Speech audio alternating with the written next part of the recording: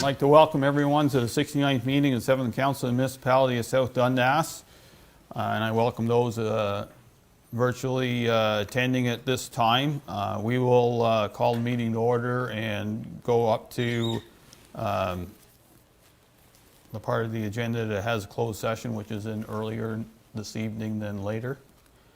Confirmation of agenda. Anything from council? Anything from Madam Clerk? Yes, I'd like to add a committee appointment to this discussion items when we get there. Okay. A committee appointment.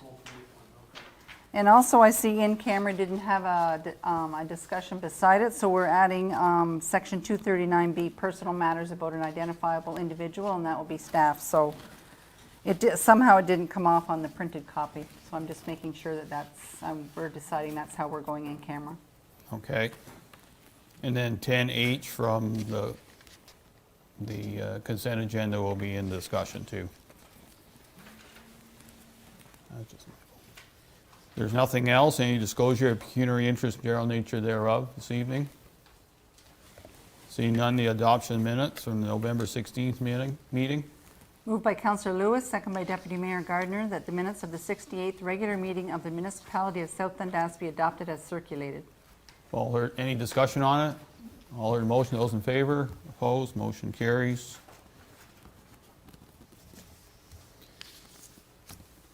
And we'll read the motion for the closed session, please.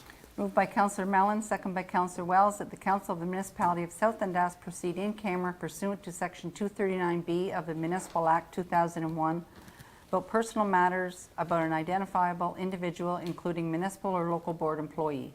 All heard the motion. Those in favor? Opposed? Motion carries.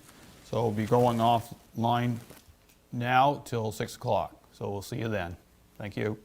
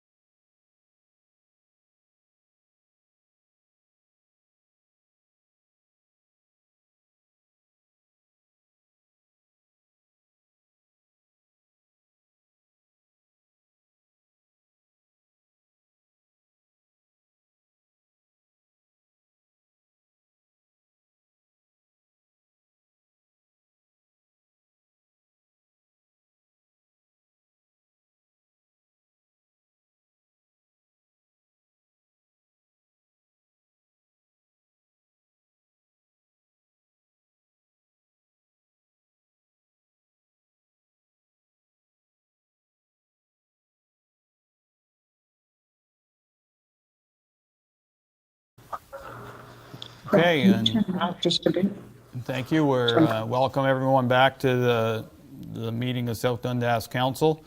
We are now moving on to the public meeting for the zoning bylaw amendments, and 2 will be considered tonight. So, Madam Clerk? Moved by Councillor Wells, second by Councillor Mellon, that the public meeting to consider zoning bylaw amendments be opened at 6:14 PM.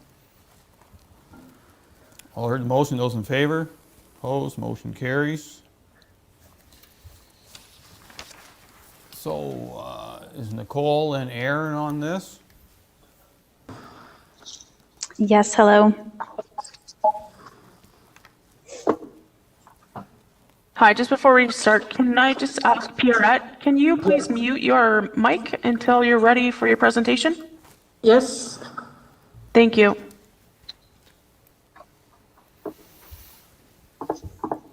Is it you? All right, so is it okay if I get started? Yeah, go ahead, Aaron. All right, so we've received an application to rezone the property known municipally as 2 and 4 Elizabeth Drive to rezone lands from institutional to commercial tourist with a special exception. So the commercial tourist use will allow for the conversion of the church on the site to a tourist lodging establishment and to a restaurant. And through the special exception, it will also permit an assembly hall, a catering establishment, clinic, and a commercial patio. There's also an existing accessory dwelling on the site, and this use will remain. The special exception will remove the boat sales and/or service establishment, retail store, and tent and trailer park use on the subject site. It will permit the commercial patio on a lot abutting residential land, and for the commercial entertainment and commercial recreational use, such as live music, on the commercial patio. Last special exception is also going to recognize the existing height of the church. So the planning department takes no issue with the proposed application. It is consistent with the provincial policies. The redevelopment of the existing underutilized church represents good planning, and it is not believed to generate any adverse impacts on the surrounding land. This site is also subject to an official plan amendment. As such, if the zoning bylaw amendment is approved, it will not come into full force and effect until the official plan amendment comes into effect. In the last week or so, I do want to note that we have received about 9 or 10 comments from the public, all of which support the application, stating that this use will be enjoyed by the community and will create increased employment. We do have Christian Chan here tonight as well, so he's the planner from CT Planning representing the applicant. He prepared a planning justification report as well for this application. Okay. And if there are any questions, we're happy to answer any. Okay, so all the public comments were in favor of the proposed development, I understand? Yes, all of which were extremely positive. Okay, comments, questions, concerns from council? No, I think it's, I can see why the public is excited about having this event venue. Super excited to see it come to fruition, and I think this type of development needs to be encouraged. Big empty churches don't really do any neighborhood any good, and it'll be nice to see some life in this area again. No, I have no questions. The only comment is I'm glad that they're going to do something with the church, because it sat there for a little while with nothing going on and looked pretty vacant. So I tip my hat to the people that took it over. Councilor No Mellon? concerns or issues whatsoever, Mayor Bybills. Councilor Wells? Yeah, I have a few. About the live music and now is that going to, like, are we going to have to do a zoning or like a bylaw amendment for the noise and stuff like that?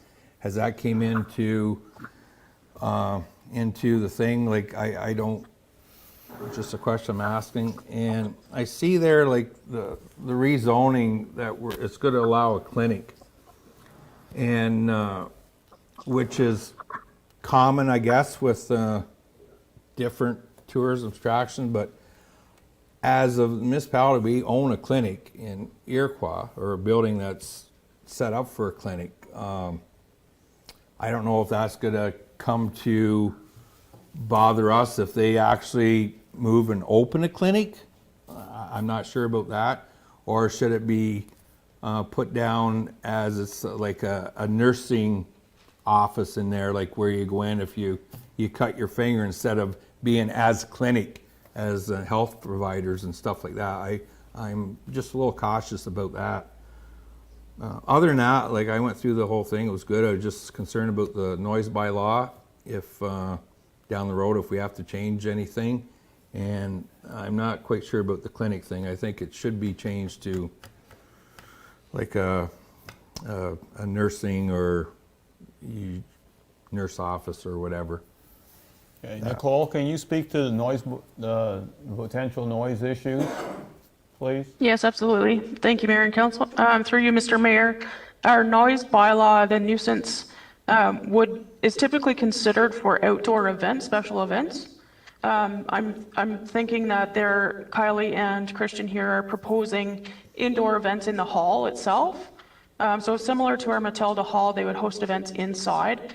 If it does become a continued issue where it's affecting the neighbors, we could definitely look at updating our nuisance bylaw in the future, but currently it's typically for those outdoor events.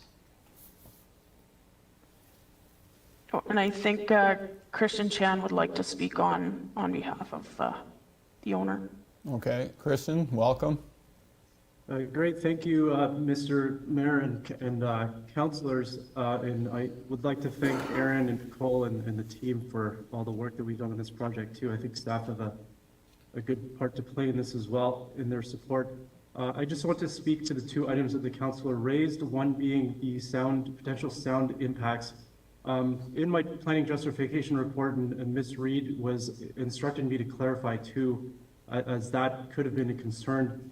One of the important things to consider is that although the proposal for the rezoning with specific regards to the commercial patio is that the live music and dancing will be occurring on the side of the building that is not directly facing a residential area. So in fact, that we have a physical barrier between where the proposed outdoor commercial patio will be vis-a-vis the projection of sound away from a residential district and towards open spaces. Now, of course, the town noise bylaw will come into effect, and I've discussed this potential issue with my client, Ms. Hanson, and it is a complete understanding that any live music that will occur on the premises on the commercial patio itself will be subject to the noise bylaw. And in fact, as an additional enhancement of that, she is very willing to work with the town staff and the town representatives for any event that will occur outside in the future. With respect to the clinic, sir, the clinic is a zoning definition that encapsulates what the specific use of the space will be. A clinic, as defined in the bylaw, encapsulates what Ms. Hanson intends to provide on the property, which is a wellness center. So there is no intent to have what I would call more scientific or enhanced medical services, like what we would normally think a clinic is on the site. It would be the clinic land use request is to facilitate the future spot use that is going to be an ancillary use to the tourist lodging establishment. Okay, my answer is good. Thanks, Christian. Okay. I did have a concern about the noise in the outdoor patio location. I don't have a problem with an outdoor patio per se. My challenge will be that to ensure that it is definitely located on the non-residential side, and can that be part of the zoning bylaw? Because if it's not, and somebody else down the road says, I have this, and somebody else is in the building, there's nothing technically to stop them from going anywhere else on the building. We respect that the current owner wants to do that, but I need to look farther down the road than the current owner in case somebody else owns it. And So, yes, so thank you, Mayor either and Council. Aaron can speak to it or something. The specifics, go ahead. Yes, thank you. We have included that in the zoning bylaw amendment that has been put forth tonight. So we do state that the commercial entertainment and commercial recreational use on the commercial patio is only, except on a specific yard abutting a residential zone. So it cannot be on that side of the property that is immediately next to residential uses. Okay, that's good. I think it needs to be very specific in there to make sure, to ensure that we don't have any issues with the residents behind, so. Anything else from council? Okay, seeing none then, we'll move on to the zoning bylaw amendment for 21 Bay Street, please. Yep, so we have received an application for a property known municipally as 21 Bay Street to rezone the subject lands from institutional to residential first density. And this will allow for the conversion of the existing fraternal hall to a dwelling, a single detached dwelling. The planning department takes no issue with the proposed zoning bylaw amendment and recommend that council approve it. No comments have been received regarding the proposed amendment, and I do want to note that the current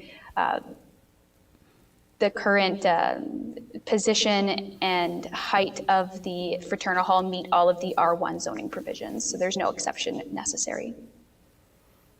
Okay, any comments, questions, concerns from council on this? Councilor Wells? I have none.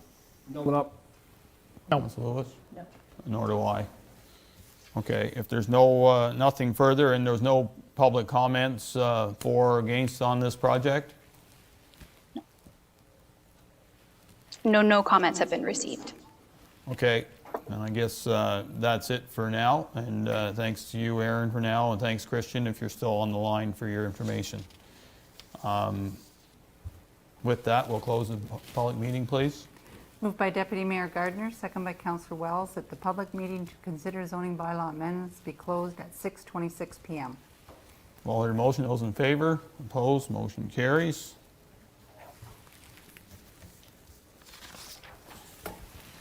Okay, moving on, delegations, petitions. Tonight we have with us Ann Banford and Pierrette Racine. They will present council with their vision for the Forward House in Iroquois. So Ann and Pierrette, welcome to council.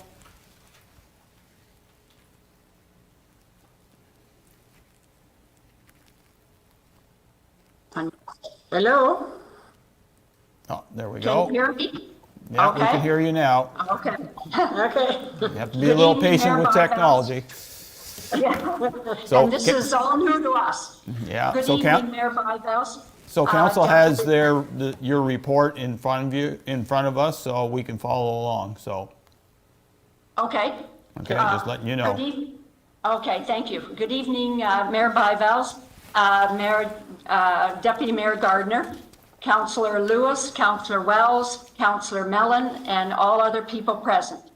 On behalf of the Forward House, the committee would like to take the opportunity to thank you for granting Pierrette and I permission to show you our proposed business plan for the future of Forward House.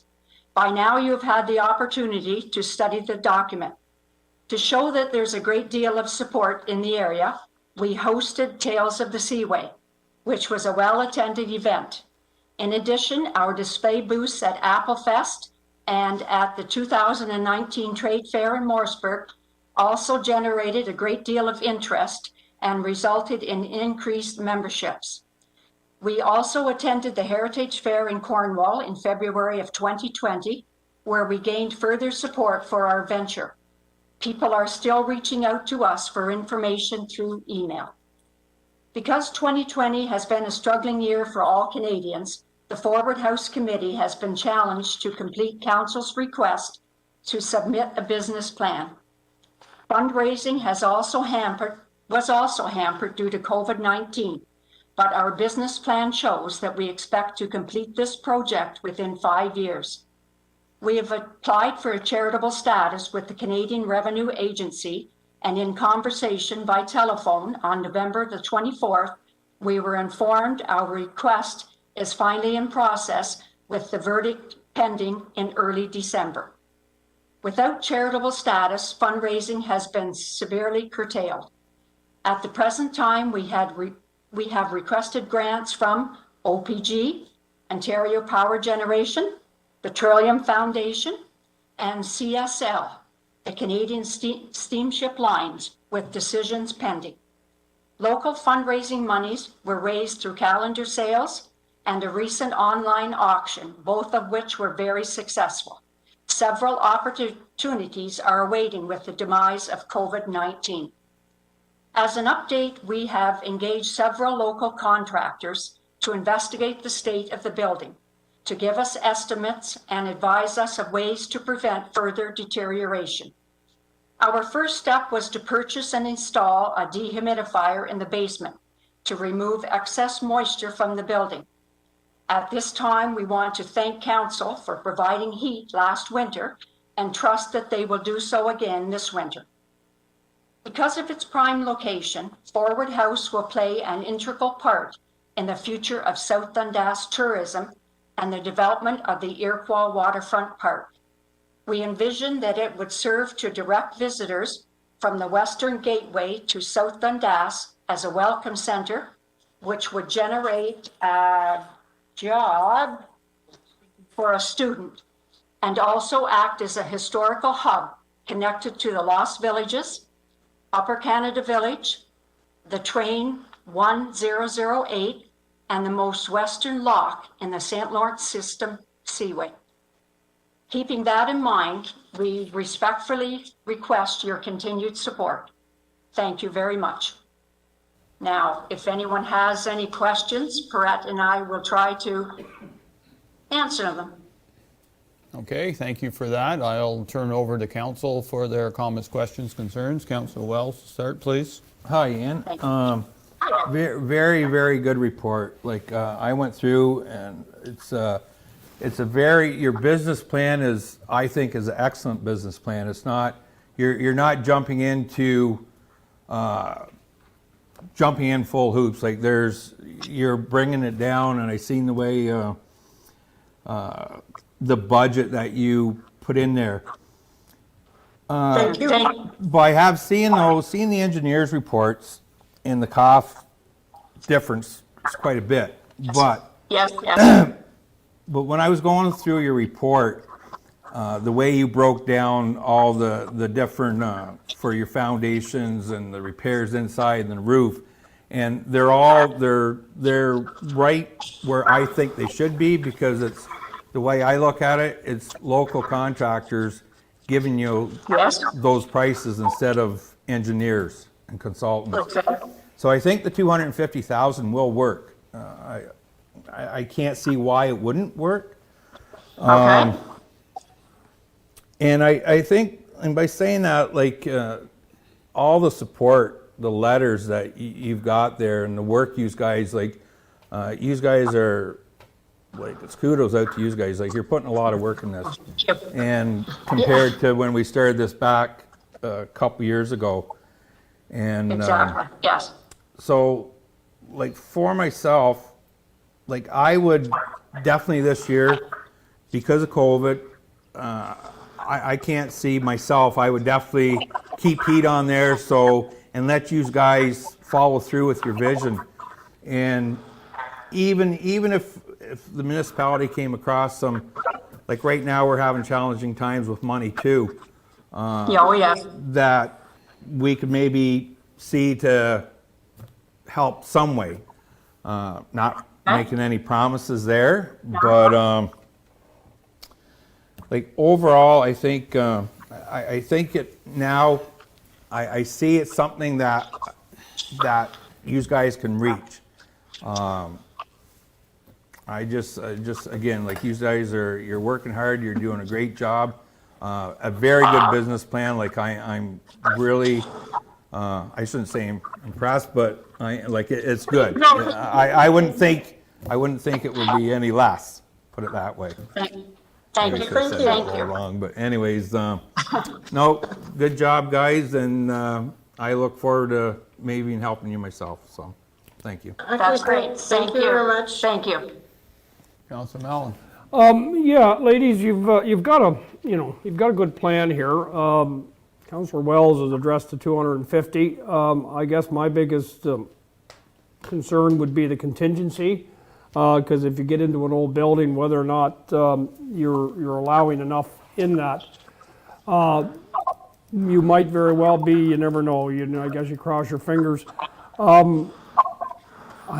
How much more time do you need? Like right now, you got approximately 5,000, a little over 5,000 in the bank, and I've said this right from the start that, as far as I'm concerned, I don't think this project should get started until you have a good percentage of the money raised.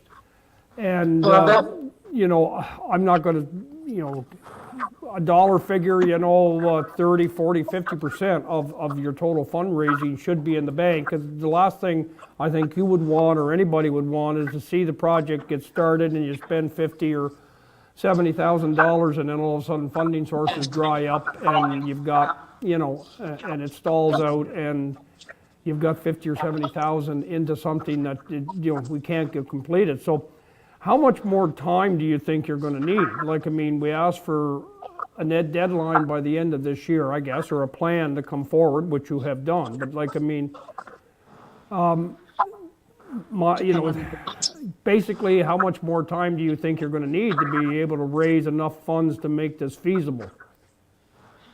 Well, we are looking right now for response from the grants we sent out.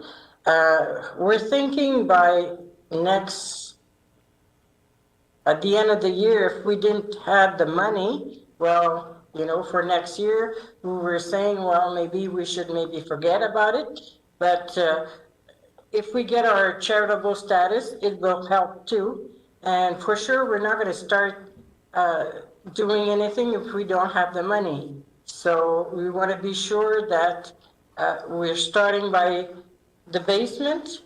And if the basement is done and the roof is done, the rest could always, it's not something that it doesn't have to be done right away. So, yeah, because, at the end of the day, of course, it's got to be brought up to today's Ontario building standards as far as everything, fire code and electrical, the whole shot, because it's going to be a public access building. So. Yes, we know that. I can see myself, allowing you some more time to wait for your charitable status, and hopefully some of the funding opportunities become realistic, and maybe you're successful with some of your grants and whatnot.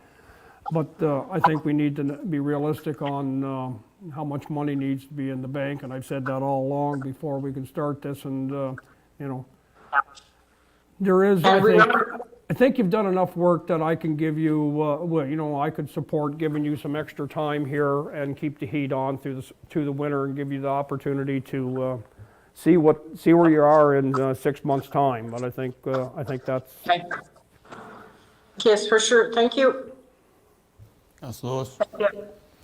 Hello, ladies. I read your report. I like your plan. I like how you're going about it. I think you've got it set down pretty good for the next 5 years. And I was glad to hear you say that you're not going to start anything until you have the money in the bank, because that definitely would not be a good showing for you. And I have no problem with the COVID, in 2019. I know things are a little bit slow and things don't get done when everybody expects them. And I'm like my colleagues across the way. I have no problem with leaving the heat on through the winter. And I thank you very much, because I really do like your report. Thank you. Thank you. Mayor Gard. Hi, Anne and Pierrette. I love your report. It's very detailed. For anyone that's watching it, if you can get it online and have a look at it, it very clearly lays out kind of your vision for that spot. And I want to commend you for doing all the hard work that I know that you guys have been chipping away. And that's one thing with the COVID-19 is you can have some momentum and then you're kind of robbed because it really takes energy again to get going. So kudos to you for that, because I know the effort that you've put in. I actually think that your plan is very realistic. I think that a 5-year plan is a good amount of time. It's not too far spaced out. I absolutely agree that your charitable status will open up some doors for you, so that's fabulous. And I also, for any of us that haven't applied through that program, I know it's quite a rigorous application. So just even being able to fill out that paperwork shows some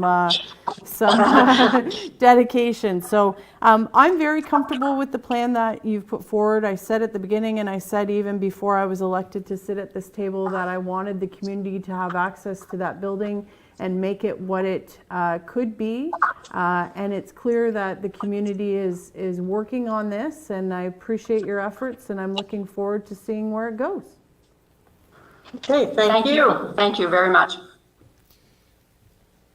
I will concur with council on the report itself is very thorough, and it should leave anybody impressed that you certainly have a dedication to the building and want to see good things happen to it. It sounds like council is concurring to leave the heat on this winter like we did last, and if you got the humidifier in that, we'll leave that up to you and staff to work out. As I mentioned when we met, and we all met individually with you, perhaps sometime we're going to have to come up with a formal agreement between your group and South Dundas on who does what with the building. Yes. It will allow you to do what you need a little bit more autonomously. If there's a lease agreement that states that you're allowed to do this, this, and this. We're not looking for money out of the situation. We just, we've all agreed that we don't want to spend any significant dollars on the building. And as great as your plan is, and I'm not here to throw any cold water on it, I think the key will be that the building plans are done by qualified professionals that our chief building official can certainly work with.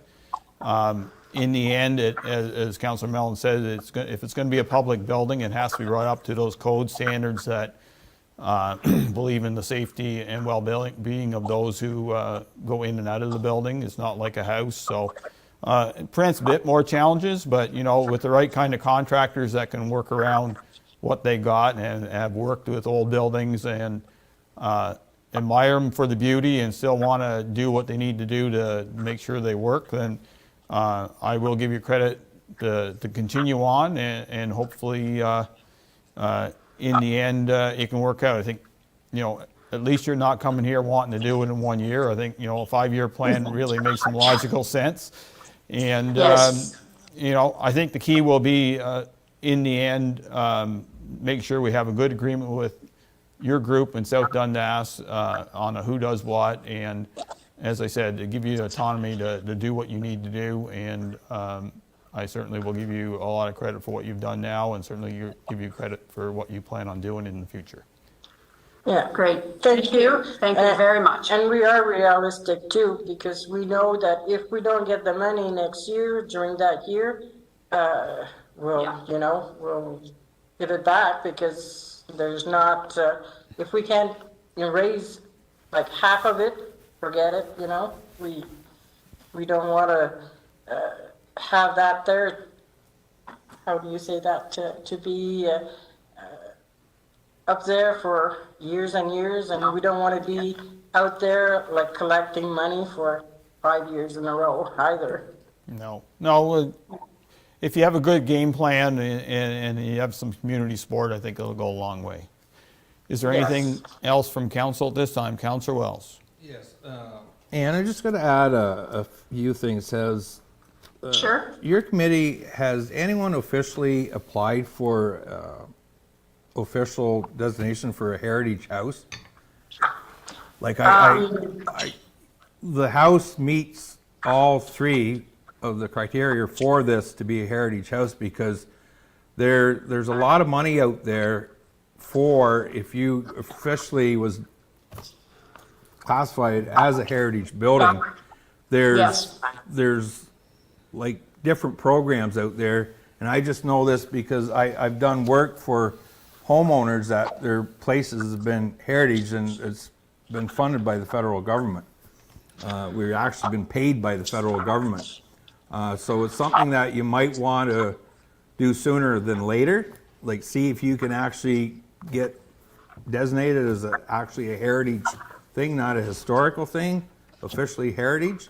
And I think if you have that stat, and you might see some money coming that way, that there's just different avenues you can apply to get more money once Okay. you're officially Yes. designated as a heritage place, which Right. you qualify in all three areas to be classified as But- that. If it is heritage, does it has to be not a restoration and not a renovation?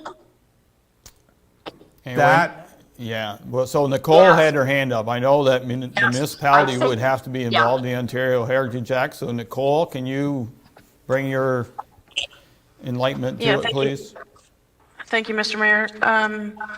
Just before you go and apply for heritage designation, just know the applications for building permits after it's heritage designated is significant, and the cost will increase probably triple of what they're Yeah. proposing. Yeah. So, We're actually kind of aware of that.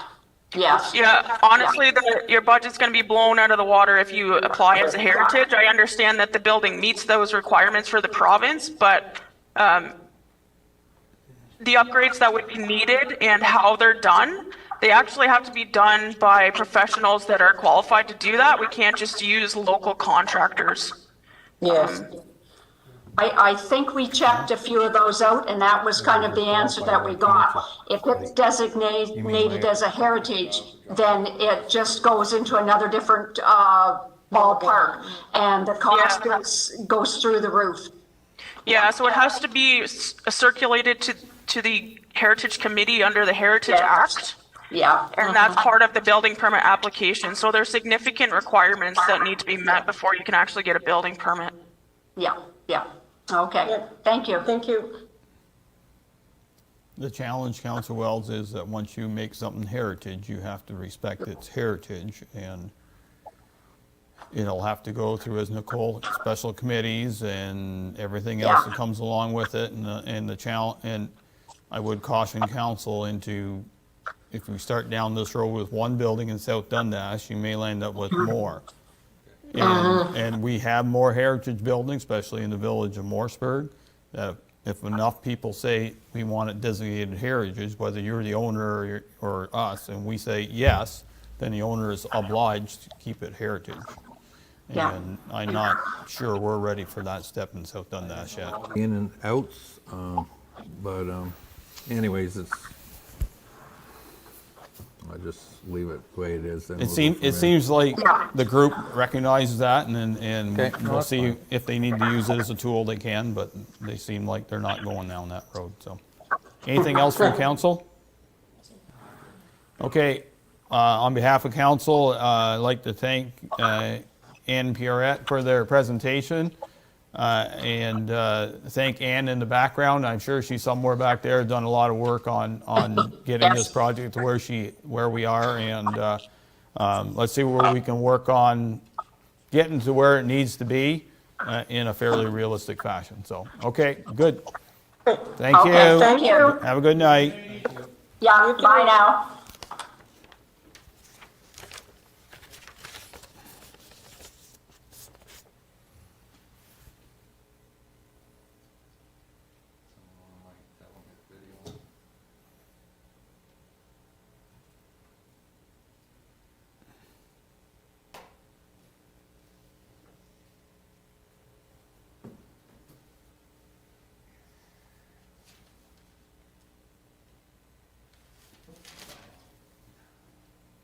Okay, so we good to continue on now? Yep, okay, just checking. Okay, so we're into action requests. Just make sure we get, that's page 64 is the start.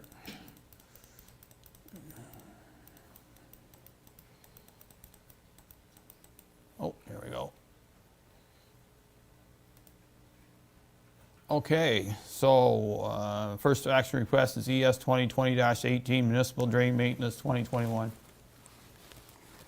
Moved by Councillor Wells, second by Councillor Lewis, that the Council of the Municipality of South Dundas accept report ES 2020-18 to direct the drainage superintendent to complete a new engineer's report for the Fling Municipal Drain with the drainage engineer, to complete a new engineer's report for the Don Haynes Drain with the drainage engineer, and that the Don Haynes Drain realignment proceed prior to the requested maintenance of the drain, and that all costs associated with the new engineer's report for the Don Haynes Drain and the Fling Municipal Drain be assessed through the watershed.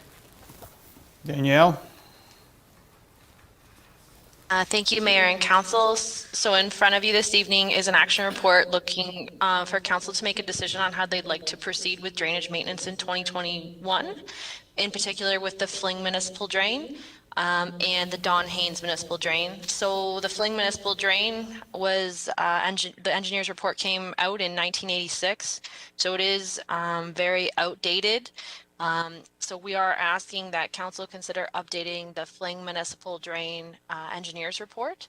And as part of that, we would receive an updated assessment schedule. Currently, the Fling Municipal Drain has a current stipulation in the assessment schedule engineer's report there's certain lands east of Muttonville Road and south of Highway 2 that are exempt from being built in the watershed. And staff and the drainage superintendent feel that they should be reconsidered. There is a lot of development in that area that has since taken place. So that's one of the reasons why we'd like to update that report.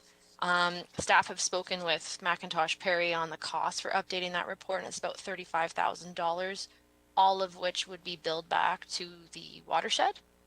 On the separate item, which is the Don Haynes Municipal Drain, so that drain was done in 1976. So again, another outdated report. There are two requests for maintenance on the Don Haynes Municipal Drain. The first is a clean out and the second is a drain realignment. For the drain realignment, we would need a drainage engineer to look at that. So staff are requesting that we consider updating the Don Haynes Municipal Drain engineer's report as well. And the cost for that is estimated about $125,000 to $150,000 just due to the significant size of the Don Haynes Drain. I'd be willing to answer any questions that council may have at this time.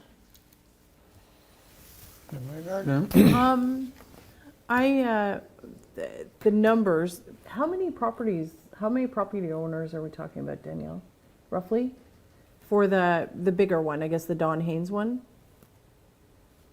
Like, are we talking about 1,000 or so? Like, how many are we talking? So through you, Mr. Mayor, I apologize, Deputy Mayor Gardner, I don't have that information in front of me.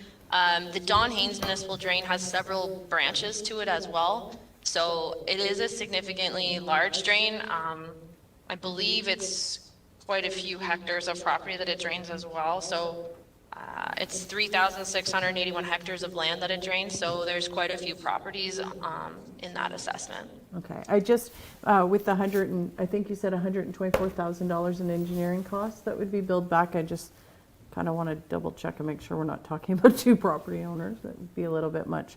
Other than that, except for the high cost of the engineering, and just kind of maybe confirming that, this needs to be done. I mean, some of this I hadn't even graduated from high school whenever these drains were built, so yeah, it needs to be done. Council Lewis? Well, I agree. They have to be brought up to date. The one I was just getting out of high school, for God's sake. So it goes back a few years. Now, Danielle, the engineer, the drainage engineer, is that at our cost or is that out of the watershed funding? No, so if we did an updated engineer's report, that would come from the watershed, so we would bill that back. There would be a portion that would be granted from OMAFRA, so there would be a portion of the cost that would be paid back. The municipality would only be liable for the costs associated with roads that we own or properties that we own that are on those drains. So we would not front the cost for that. So we wouldn't be burdened by that cost. Okay, thank you. Well, I think that they have to be updated. by the sounds of it, the Don Haynes is a big drainage, so yeah, I would agree with this. Councilor Mellon? Could you run that number by me again for the Don Haynes, the estimate for the engineer? I had a small stroke there when you said it, but I wasn't sure if I caught the right number. How much So was when it? I spoke, through you, Mr. Mayor, when I spoke to Macintosh Perry, they provided a minimum estimate. So a minimum estimate would be for the Don Haynes drain as it currently is with its branches. So we're looking at $125,000 to $150,000, and that's just based on other drains that are of similar size that Macintosh Perry is currently working on. That cost could increase or decrease depending on what the landowners are looking for with regards to the drainage engineer's report. So if it involves a significant amount of the drainage engineer's time, that cost could increase. If it doesn't involve a significant amount of the drainage engineer's time, then it could decrease. Yeah, I mean, this has always been something that's been, I guess, talked about that, these old engineers' reports are, outdated, and I have a hard time, if we were to update the assessment schedule, we would have to eat that, the township would, municipality would. Can that not be put back in and assess the landowners, that, for an updated assessment? And second question, are the landowners looking for maintenance, or are they looking for a re-engineered drain?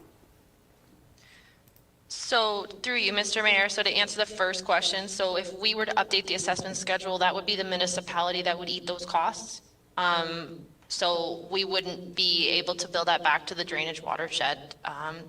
And the second question regarding the drain, so the Fling Municipal Drain, we're just looking to update the report. It is a small drain, so it's only $35,000. So we're just looking to update it because we would receive an updated assessment schedule. Whereas the Don Haynes requires a re-engineered drawing because it is, landowner has requested a realignment, so that will require an engineer's involvement to begin with. And that's why we're requesting that we update the engineer's report to go with that. So I believe that answers those questions. Yeah, do you have the required land or landowners for a re-engineered drain on either one of them? Because they may pull, once they see the engineer, you gotta have 60% of the land or 50% of the landowners agreeing to re-engineer. This is not a new petition. This is just just doing a new engineer's report on the original assess. So you don't have to have that, okay. I stand corrected on that, I wasn't sure. If council directs it. Yeah. So we can't redo, that just can't be billed out, $1,000 reassessment. We can't just roll that in for the, that just baffles me. I don't know why, Bottom line is, it's a user pay system. If you want, the agricultural community wants drainage, and they need drainage to grow their crops, then it's a user pay system. I'm thinking that some of the landowners may squawk when they see a $150,000 engineer bill, but sometimes that's the cost of doing business. That's all for right now, Mayor Byvells. Councilor Wells? Yeah, I like, gone around the table here, it's something we need. How many other drains are, like, I think we own, what, there's 200 or so or higher? Yeah. So, like, how many reports would you, just out of the blue, I know you wouldn't have in front of you, that we're looking that we would have to bring up as far as the engineers go? Like, going back this far? Like, going back in 76, so the Don Haynes is getting redirected, so it's got to be engineered, so to redirect the water and a drainage supervisor and all that, because I'm not up on all this. It's not my forte, but I just like know how many more after this. So like through you, Mr. engineering. Mayor. Yeah, so we have 308 municipal drains that we currently look after in South Dundas. I'm not 100% sure how many of the drainage reports need to be updated. I do know that probably more than 75% of them are outdated. Something that McIntosh Perry has brought to our attention, and we have discussed at length, is that OMAFRA has indicated to McIntosh Perry that some of our drainage reports are extremely outdated and they will no longer be accepting extremely outdated reports. I haven't myself personally had a discussion with OMAFRA about what they consider to be extremely outdated. However, I do know that the City of Ottawa and OMAFRA have been working on updating all their drainage engineer reports because they're in a similar situation to South Dundas, where a significant amount of their drains are, drainage engineer reports are outdated. So to answer your question, I do think that the Don Haynes is a very large drain. The Fling drain is very small, but they would be 2 drainage reports out of 308 that might need to be updated. So another question, like for us, okay, this was brought to council about possibly getting this re-engineered. Like, has a lot of the landowners showed interest in, they want this drain redone and fixed, and that's how we're getting to where we are tonight? Like, this is brought forward to us? Because like you said, we have 308 municipal drains. Like, what makes this any different as far as engineering? Like, is there has to be interest that McIntosh's Perry is getting through landowners to have this re-engineered, or like the ditch redone? Like, I just like to know how we get to this where we're at right now, like these 2 compared to the other 306. Yeah, so through you, Mr. Mayor, so the way that drainage requests are brought up is that they file a maintenance request with the drainage superintendent, and the drainage superintendent then reviews the drainage maintenance request.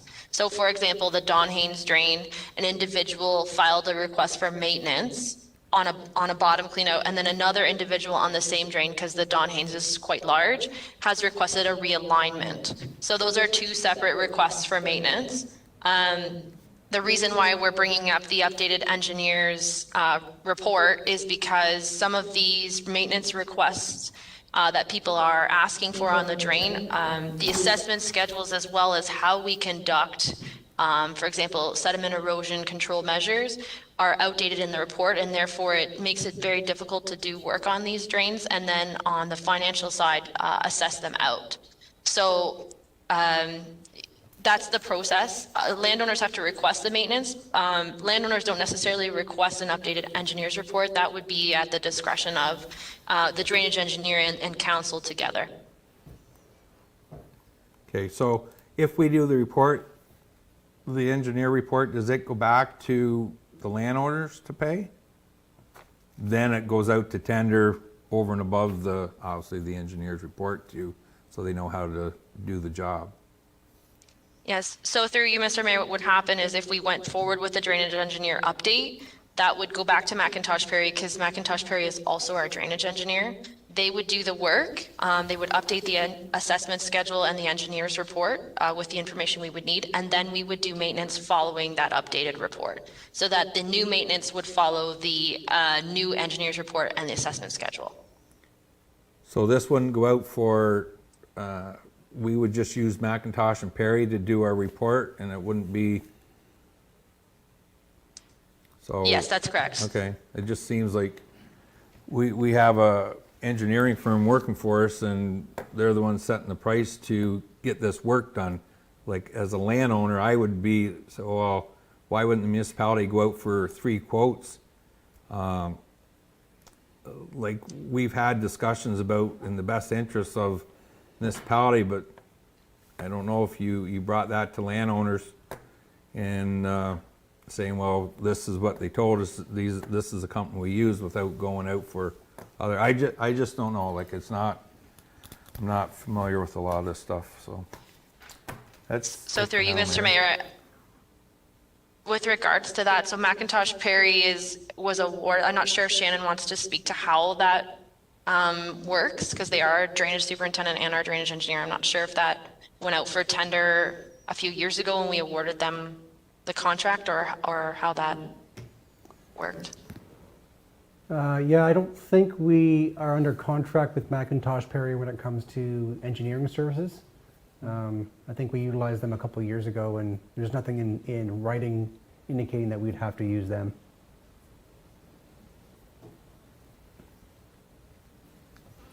Okay, my turn? Yeah. What section of the Drainage Act are we working with, Danielle? Don't laugh, it's in front of me, so.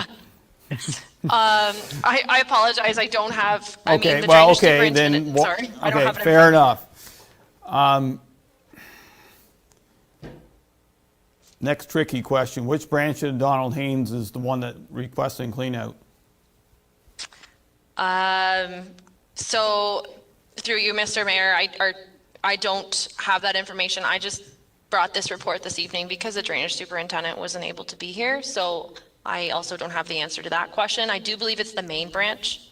McIntosh Perry received the maintenance request. The municipality doesn't receive the information from the maintenance request. So I can find that information out though and recirculate that back to council if that's what you would like.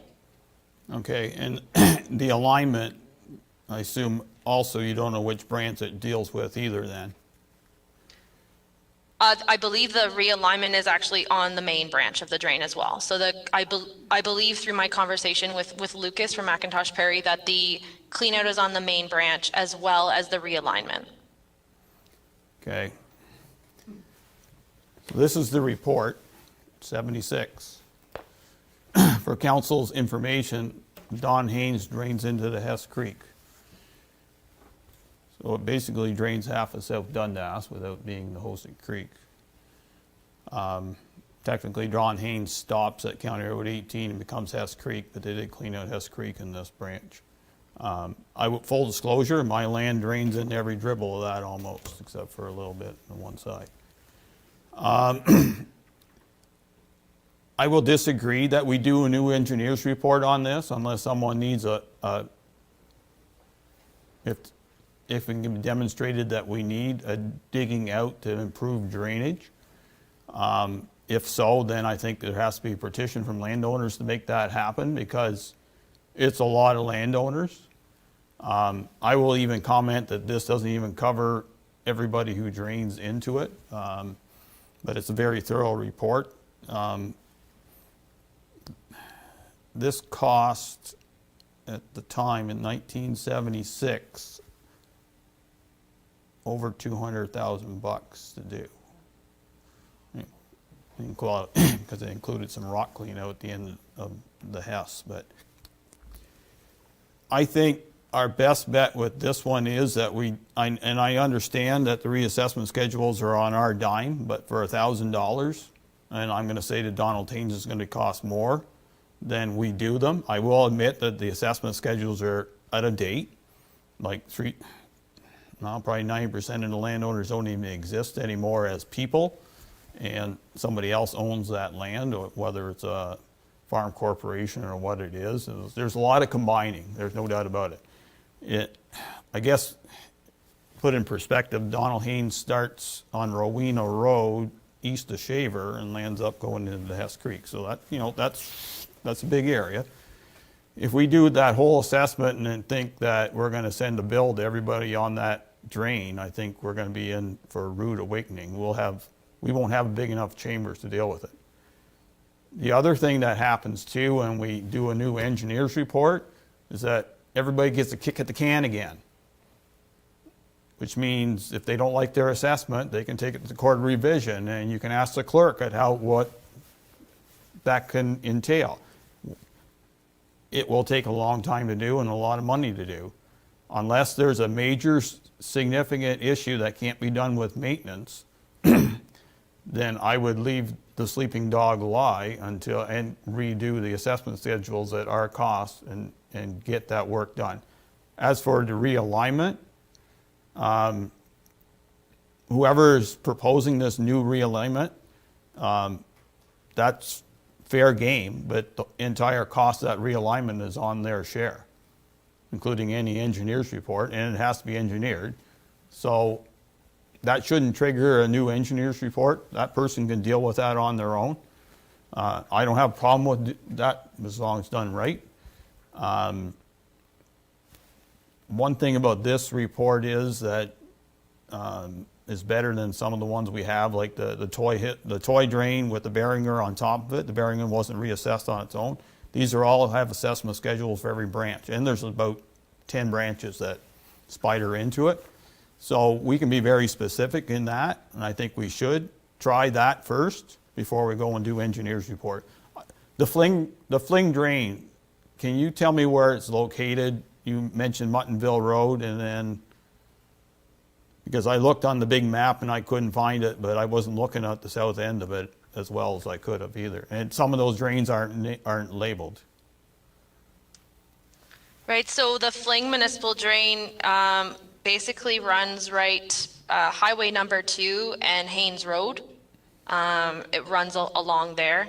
And it Okay. does teeter into Lakeshore Drive, so it comes south down to Lakeshore Drive as well. I have an idea where it is. I think it's just west of Haynes, dumps in.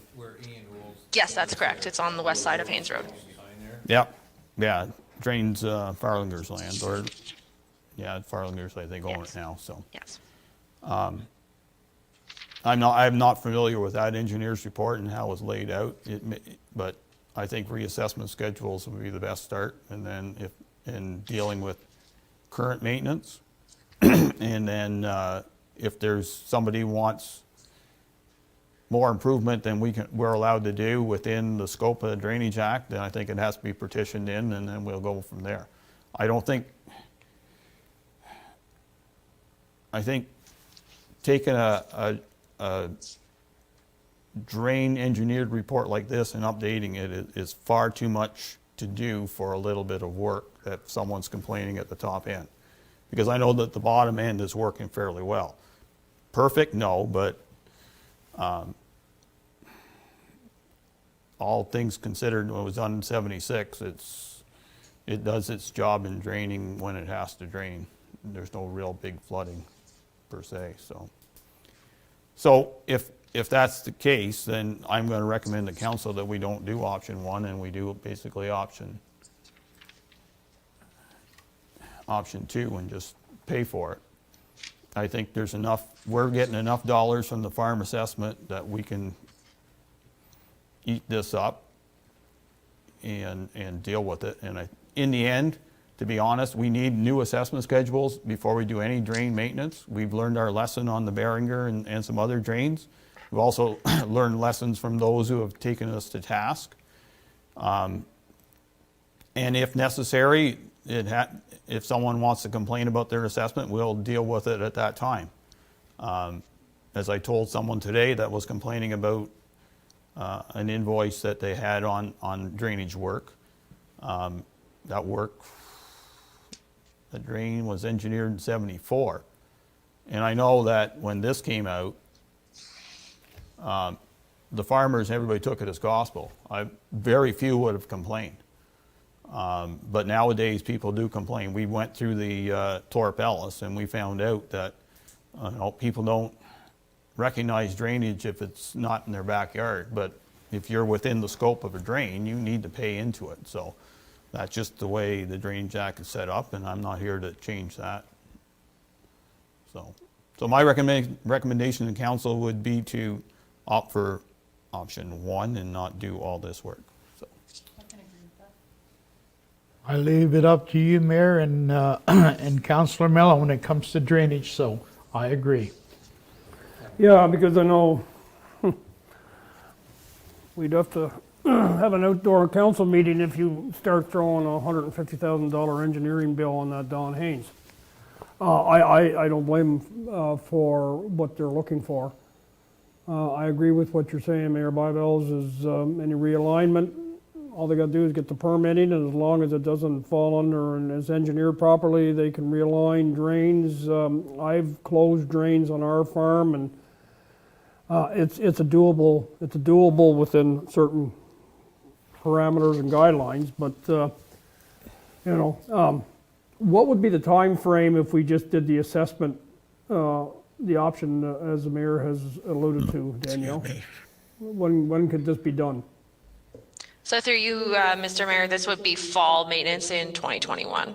So these two would be done in the fall. Yeah. Okay. I think we better go ahead with it. Okay, so I'm going to ask the clerk to reread the motion, pay attention, and vote accordingly.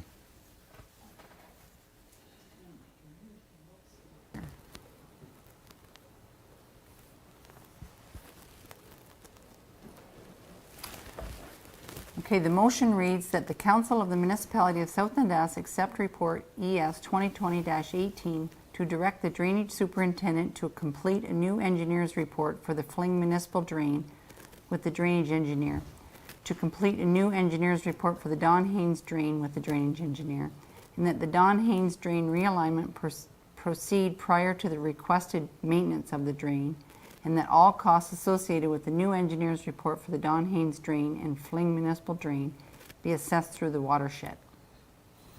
Okay, any further discussion? All heard the motion. Those in favor of the motion? Those opposed? Motion's lost. I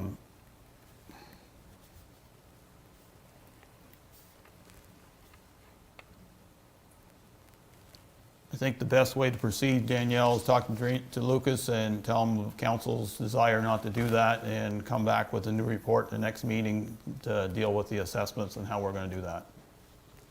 Please and thank you. I'll do that. Thank you, Mayor and Council. Okay, moving on. Next report, TR 2020-12, Water Tower Rehabilitation Financing. Moved by Councillor Lewis, second by Councillor Mellon, that the Council of the Municipality of South Dundas accept report TR 2020-12 to authorize staff to submit a loan application through Infrastructure Ontario to finance the Morseburg and Iroquois Water Tower Rehabilitation Project. Sarah? Thank you, Mayor and Council. In the report before you, I provided a financing option for the Morseburg and Iroquois Water Tower Rehab Project. The net cost of the project is just under $2.2 million plus a $100,000 contingency. In my report, there are a few different sources of financing, the first being funding from CWWF, or Clean Water and Wastewater Fund. There is a $341,000 allocation towards this project, and this funding needs to be utilized by September 2021. The next source is investment income the municipality receives through our investment in RSL. Currently, we have just over $1.6 million in investment income in our reserves. RSL services Morseburg, Iroquois, and Williamsburg, so I received a breakdown of the customer base to allocate the investment income between the three villages, and you can see the breakdown on Schedule A of my report. I have proposed using $800,000 towards the project and earmarking an additional $100,000 to use for contingency should the need arise. If council opted to do this, it would leave a balance of just over $500,000 allocated towards Morseburg and Iroquois. Typically, we have been earning over $80,000 in RSL investment income annually, plus any bank interest allocated to the reserve fund. However, we did not receive a dividend in 2019, and I'm not sure what the outlook is going to be for 2020, so I'm hesitant to present a financing option where we would use a significant allocation of our annual investment income to fund a debenture payment. Also, our reserves are earning less than 1% right now, so that's why I went with a larger upfront amount. Council has the option to increase or decrease the amount of RSL funds used. A $10,000 reduction to the annual debenture payment would equate to a 3-cent reduction to the water capital levy. The final source of income is an Infrastructure Ontario debenture. That would be supported with an increase to the water capital levy. Based on the information provided, a 15-year loan would be 1.85% and would require a 23-cent per cubic meter increase. Based on the average water user of 20 cubic meters per month, this would equate to an additional $56.20 per year. Based off of council's discussion and direction tonight, the next step in this process would be to submit the application to Infrastructure Ontario, and staff will incorporate the water tower project and financing into the 2021 water budget for final council approval. I can answer any question council has. Okay. Councilor Wells. Yeah, it's, I think your report here, for me, I think outlines the best way to go about it. whether we take any more from the RSL investment, I'm not really sure about that. The 15-year loan, I think is the best route to take. We took it for the Williamsburg landfill site. The interest rate's low, and overall the extra costs is not badly 55 something for the year. At the end of the day, we have to pay for it, so it's just the easiest on the taxpayers. So well, that's it for now, Mayor. Till it goes around again, I'll see if I. Well, you know, this is a user pay type deal, so the RSL investment, you know, and the Infrastructure Ontario debenture would be paid from the users. But my biggest concern here is that the money is cheap. I mean, there's no doubt about that. And it's awful tempting to think, okay, well, let's just, you know, borrow the 1 million or whatever that we're looking at. But to me, we're tapping ourselves out as far as our, if we borrow that amount that is being recommended in here, we're pretty well, that's it for our borrowing capacity, right? Through you, Mr. Mayor, so we'll be just over 50% of our annual repayment limit with this loan. 50%? Just, yeah, we'll be over 50% of our limit. Oh, it's based on your repayment? Yes. I'm thinking you were talking about, oh, I thought, okay, if we borrowed $1 million, that was gonna max us out. Okay.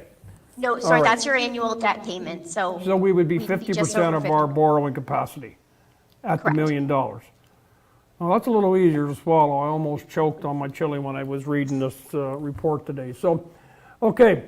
The 15-year, I think, at that rate of interest, you know, as you said in your report, is probably the best way to go. How are you going to be able to break it down between taking Williamsburg out of the equation and Morrisburg, and because 60 and 30%, you're going to have to take that into consideration, are you not? Or as far as the rates go, are we going to, like, that money goes into, it's not in one pool. Like, I mean, are we going to try and break that down, like, you know, because 60% of the investment come from Morrisburg and 30% from Iroquois? Or are we going to try and break that out somehow?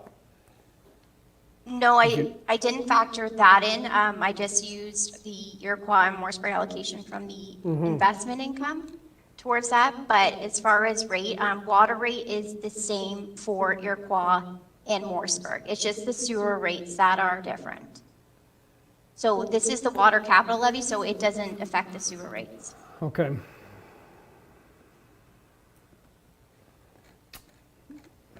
Yeah. I guess your option that you have mentioned here, I guess, Sarah, as far as how we would do it, would probably work as good as anything. I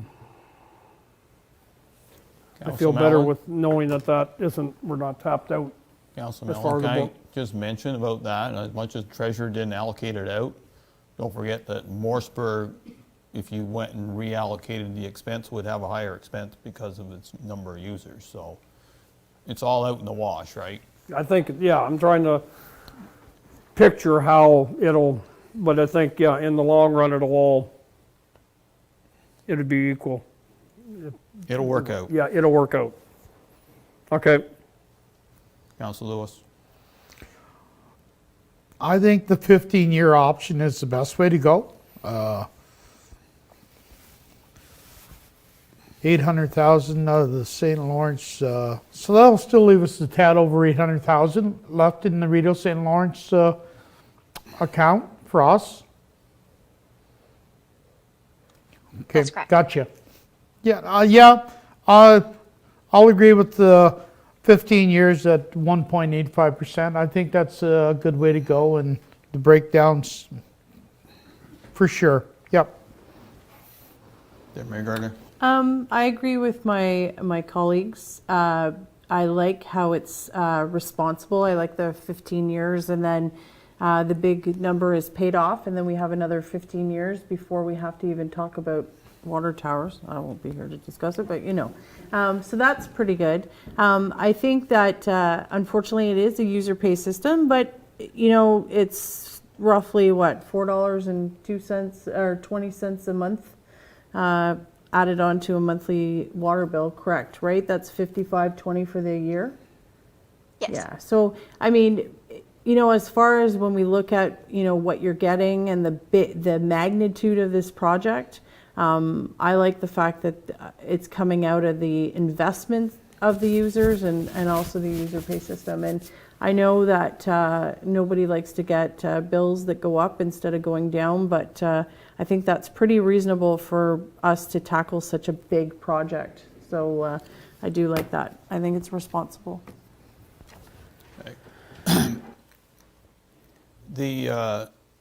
I like everything you have in the report, Madam Treasurer. It all makes good sense. 15 years is a good number. It's half its lifespan, expected new lifespan. So the council, they can either reduce the rates or be smart and put that money away for the next job, whether it's new towers or refurbish on the old towers at that time.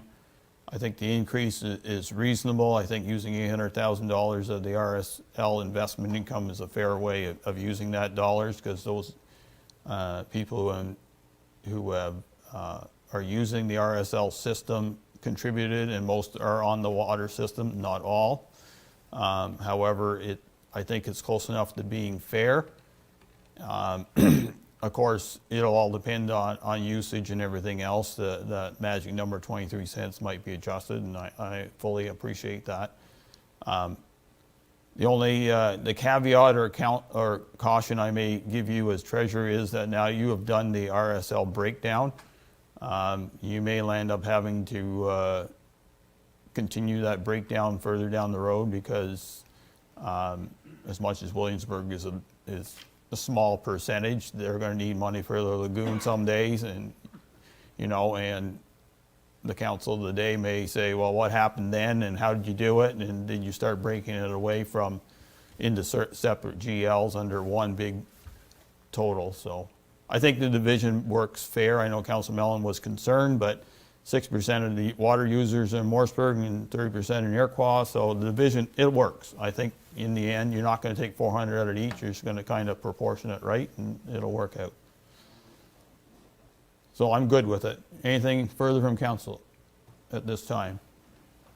Oh, one more thing. This increase, is that straight across the board, like for residential and commercial? Yes, that's correct. It's the water capital levy, so it's based off of your consumption number. Okay, And it's it doesn't matter if you're residential or commercial. Thank you. Okay, anything further from any members of council?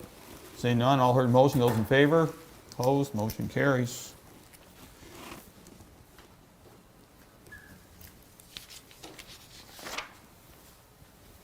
Okay, the next action request is ADM 2020-03, Inclusive Community Grants. Moved by Councillor Mellon, second by Deputy Mayor Gardner, that the Council of the Municipality of South Dundas accept report ADM 2020-03 to submit an application to the Inclusive Community Grants Program for funding for the Matilda Hall Barrier-Free Upgrades Project. Kaylin? Thank you, Mayor and Council. So this is as the report indicates, it's a grant for $60,000. This is a 100% grant. There's no cost sharing involved or anything like that. Although they do appreciate in-kind work when it comes to the actual grant work. Based on the project guidelines and the research that we've done, staff feel that the funding would be best suited for the Matilda Hall barrier-free upgrades, as explained in the report. I can answer any questions you might have. Okay, thank you. Deputy Mayor Gardner, start. I think this checks off one of the things that we identified way back when in our facilities tour. So yeah, I think that just looking at the what the grant is for and stuff like that, it will definitely improve the accessibility, and I'm a big one for getting some of that stuff off our list. So yep, I'm good with it. Councilor Lewis? Yes, I agree with Deputy Mayor Gardner. This is something that we've been working with for a while, and this would definitely pretty well clean Matilda Hall up on barrier-free stuff. I think this is fantastic to go for a grant like this. Thank you. Councilor Nolan? Drive on, I'm good with it. Councilor Lewis? Councilor Wells, sorry. No, I have no issues with it. Okay, all heard the motion, those in favor? Opposed, motion carries.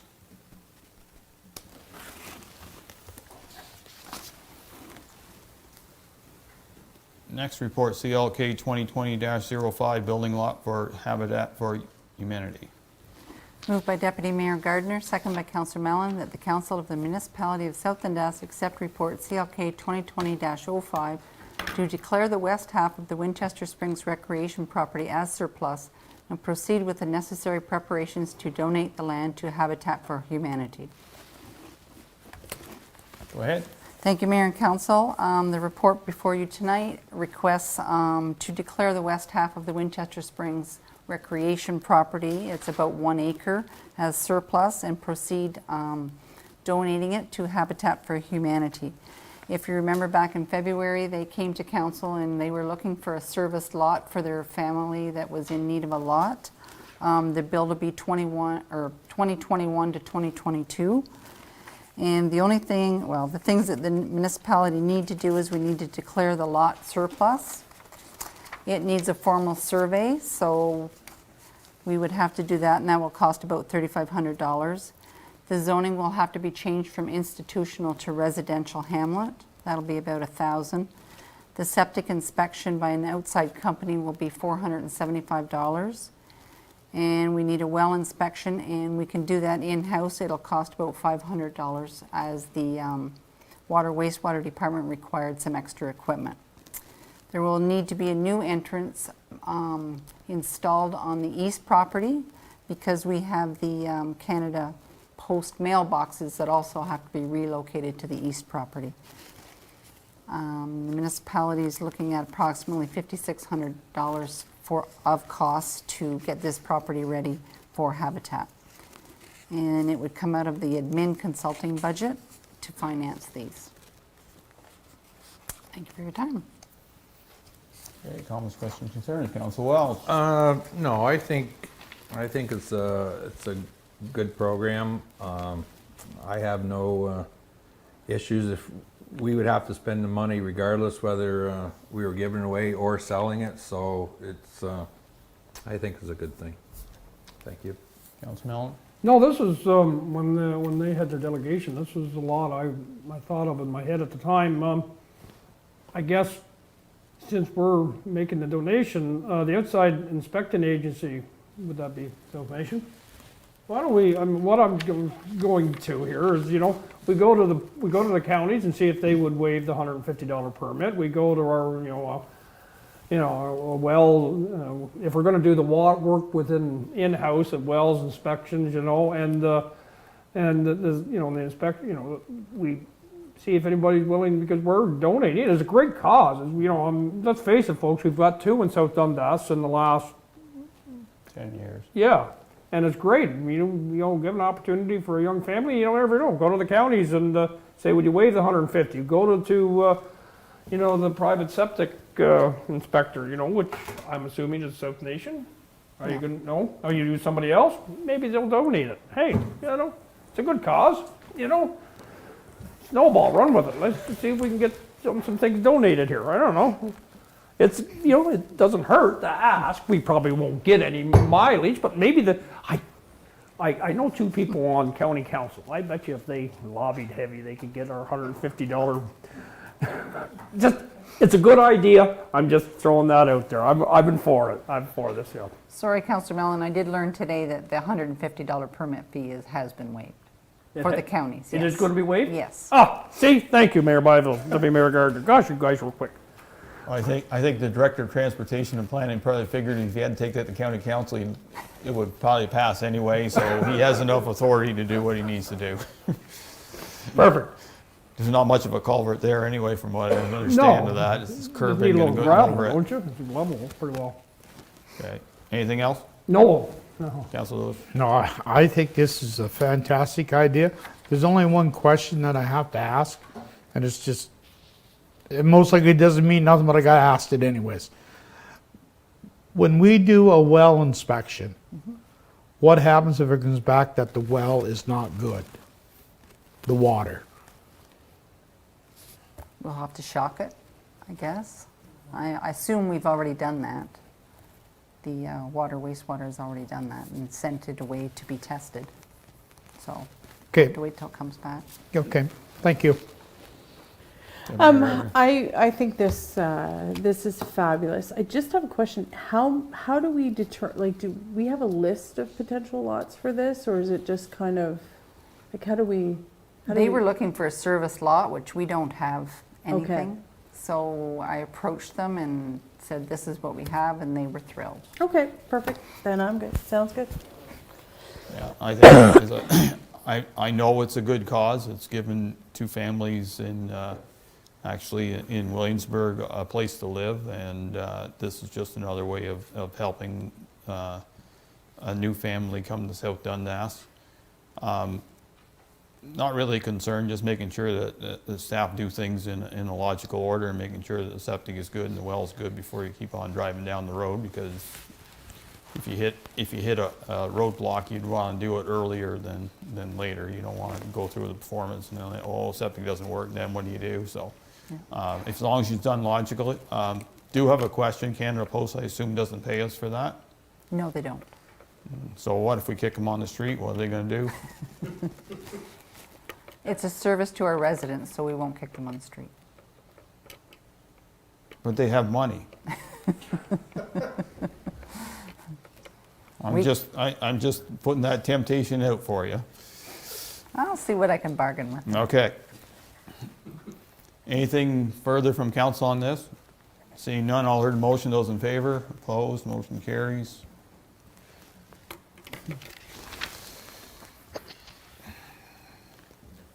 Next one, CLK 2020-06, closed meeting investigator extension. Moved by Councillor Wells, second by Deputy Mayor Gardner, that the Council of the Municipality of South Dundas accept report CLK 2020-06 to extend the LAS Investigator Program Agreement for 2021. Ethan? Thank you, Mayor Bybels, members of council. So section 239's 1 and 2 require the municipality to have a closed meeting investigator in the event of a closed meeting investigation. LAS has provided this service since 2014. Currently, the agreement states a $200 retainer. That's paid per year. And then in the event of a closed meeting investigation, there is an hourly investigation fee of in the range of $325 to $725 plus HST. Staff are seeking to extend the agreement for 2021 as captured in the recommendation. And if council has any questions at this time, I'd be happy to answer those. Okay, thank you. Deputy Mayor Gardner? No questions. No questions. Nope. Okay, all heard the motion. Those in favor? Opposed? Motion carries. If everybody's good, we don't have to spend any money in that division. Well, I'm just telling you, it's one of those things you have to have, but you hope you never use. And it's not individuals, it's us as council, actually, it's closed meeting, so. Next one, CLK 2020-07, Emily 911 program funding options. Moved by Councillor Lewis, second by Councillor Wells, that the Council of the Municipality of South Dundas accept staff report CLK 2020-07 to approve option regarding the funding for the Emily 911 program. Ethan again. Thank you again, Mayor Bybels, members of council. So on March 2nd of this year, council approved the implementation of the Emily 911 program, which provides emergency signage to vacant agricultural properties to assist emergency services and first responders in attending those properties in case of an emergency. To date, staff have received and processed 16 applications. To date, staff are seeking a bit of council direction just in terms of next steps. There's 3 options provided within the staff report. The first being an extension of the funding envelope or request for an extension for the funding envelope for an additional year to allow more applications to be received. Option 2 would be to invoice the county for the full cost of the program. This would use about $2,250 of the original $5,000 grant that was provided by the county. And the third option is to invoice the county for the council approved rebate of $50 per sign as outlined in March. So staff are seeking a little bit more council direction in terms of next steps, how council would like this. And I can answer any questions if you have any. Okay, so I'm going to ask Councillor Mellon to do the first comment on that, because this was something he initiated and is very dear to his heart. Yes, thank you, Mayor Byvelds. I was, when I read the report, I reached out to Deputy Mayor Armstrong from North Dundas to see how much uptake had been taken from North Dundas on this. They've had more than us. Their signs are a little bit cheaper than ours, the way they do it. But he indicated to me that they would probably be sort of going after the same thing, the extension, option 1. He said he would probably, support that at the county council level. But from a North Dundas perspective, he said that's probably what they would be looking at too. I reached out to Marty Dirks from the Dundas Federation. He's the president of Dundas Federation of Agriculture, and he was in favor of option 1 as far as getting a formal extension and trying, and I stressed to him that, maybe Dundas Federation can, revigorate their promotion of this and their advertising of this and try and get some more uptake. Careful. Deputy Mayor Armstrong, he had talked to Jackie Pemberton when he had called me back, who was the OFA rep for this area, for Dundas and West. She doesn't cover the Stormont or Glengarry's. But anyways, I think they're going to maybe try and... So we have it on our website. I'm very disappointed, and I'll look right at the dairy industry out there, or not the dairy industry, the egg industry out there and say, it's time to get off your ass and buy these signs. I have no idea, and I'm really disappointed that they haven't taken this up more often. One of these days you're going to need it. It's better to have it and not need it than need it and not have it. So, I'm ready to go for a 1-year option extension on this, ask for the counties for the 1-year extension on this. But I think it's up to the ag community to get out there, don't keep putting this off, because a 1-year extension, as far as I'm concerned, if they don't take it up with 1 year, it's a service we tried to provide, and we could lead a horse to water, but if you don't want to drink, you'll go, it's a long way across that desert. That's all I got. I'm option 1 with the extension. Okay, Councillor Wells? I was, before Councillor Mellon spoke, I was for option 1. It gives them another full year to take advantage of it. And then after that, we'll go from there, but I'm option 1. Thank you. I was going with option 1 also. But remember, ag guys, you got 1 year and that's it. I'm okay with option 1. I don't know if there's other messaging we do. I'm surprised at the uptake. I was kind of surprised with the number. It's not a huge expense, I wouldn't think, for an ag operation. And if it can save a life, I think I'm kind of surprised. But we'll do it for another year. And I don't know, Councillor Mellon, if you get some feedback as to why. I think it's been well advertised. It's gotten a lot of promotion. Yeah. Lots of folks wanted it to come here, so I think 16 is a little low. So that's my only comments. I don't know why, if we can figure out why. Okay, so Farmer Byvelds will tell you why he didn't uptake it, and not everyone needs one.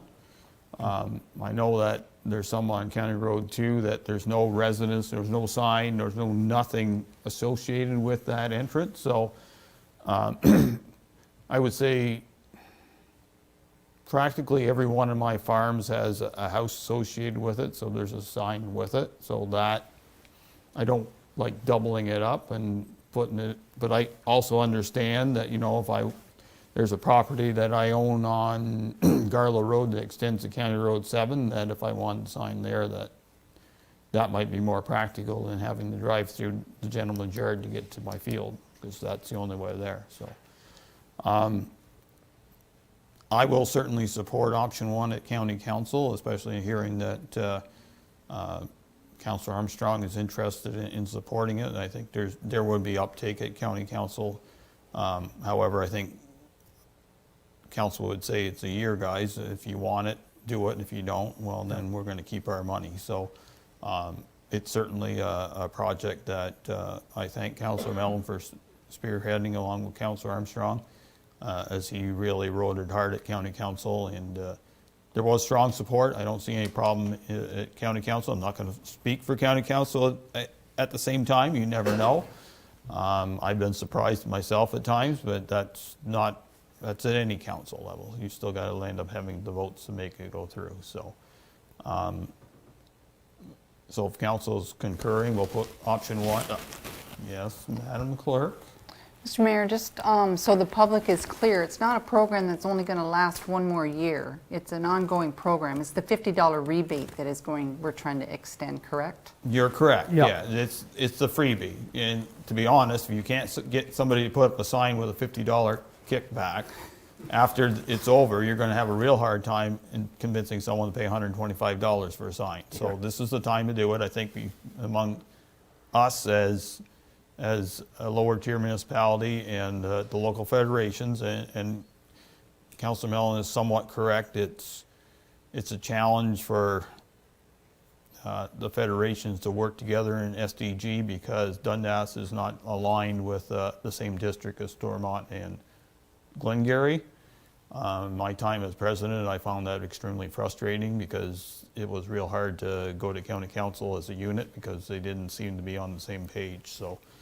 But I know that those who are a part of the current directorship at DFA is certainly in support of this, and I think the rest are too. It's just a matter of convincing County Council to go on and keep the funds there for another year. So, anything further?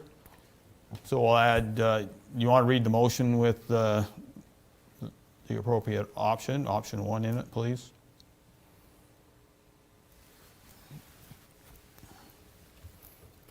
Council of the Municipality of South Dundas accepts staff report CLK 2020-07 to approve option 1 regarding the funding for the Emily 911 program.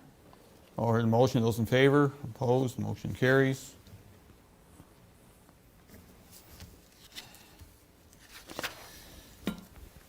Okay, next one. CAO 2020-15 Organizational Review Recommendations Phase 1.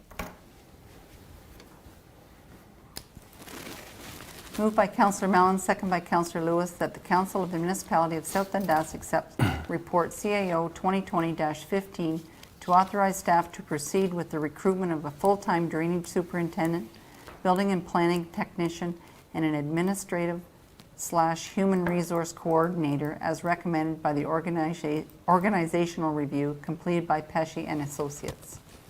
Shannon? Thank you, Mayor and Council. So yes, back in March of 2020, Council did award an organizational review to Pesce and Associates to do an in-depth review of the municipality in its current form, as well as looking at long-term visioning over the next 10 to 20 years. So as part of that exercise, it did involve engagement with Council, as well as staff to gain an understanding of not only the current workloads, but also the work structure and the culture as well. So based on part of the recommendation from Pesce and Associates, I refer to this as kind of phase 1.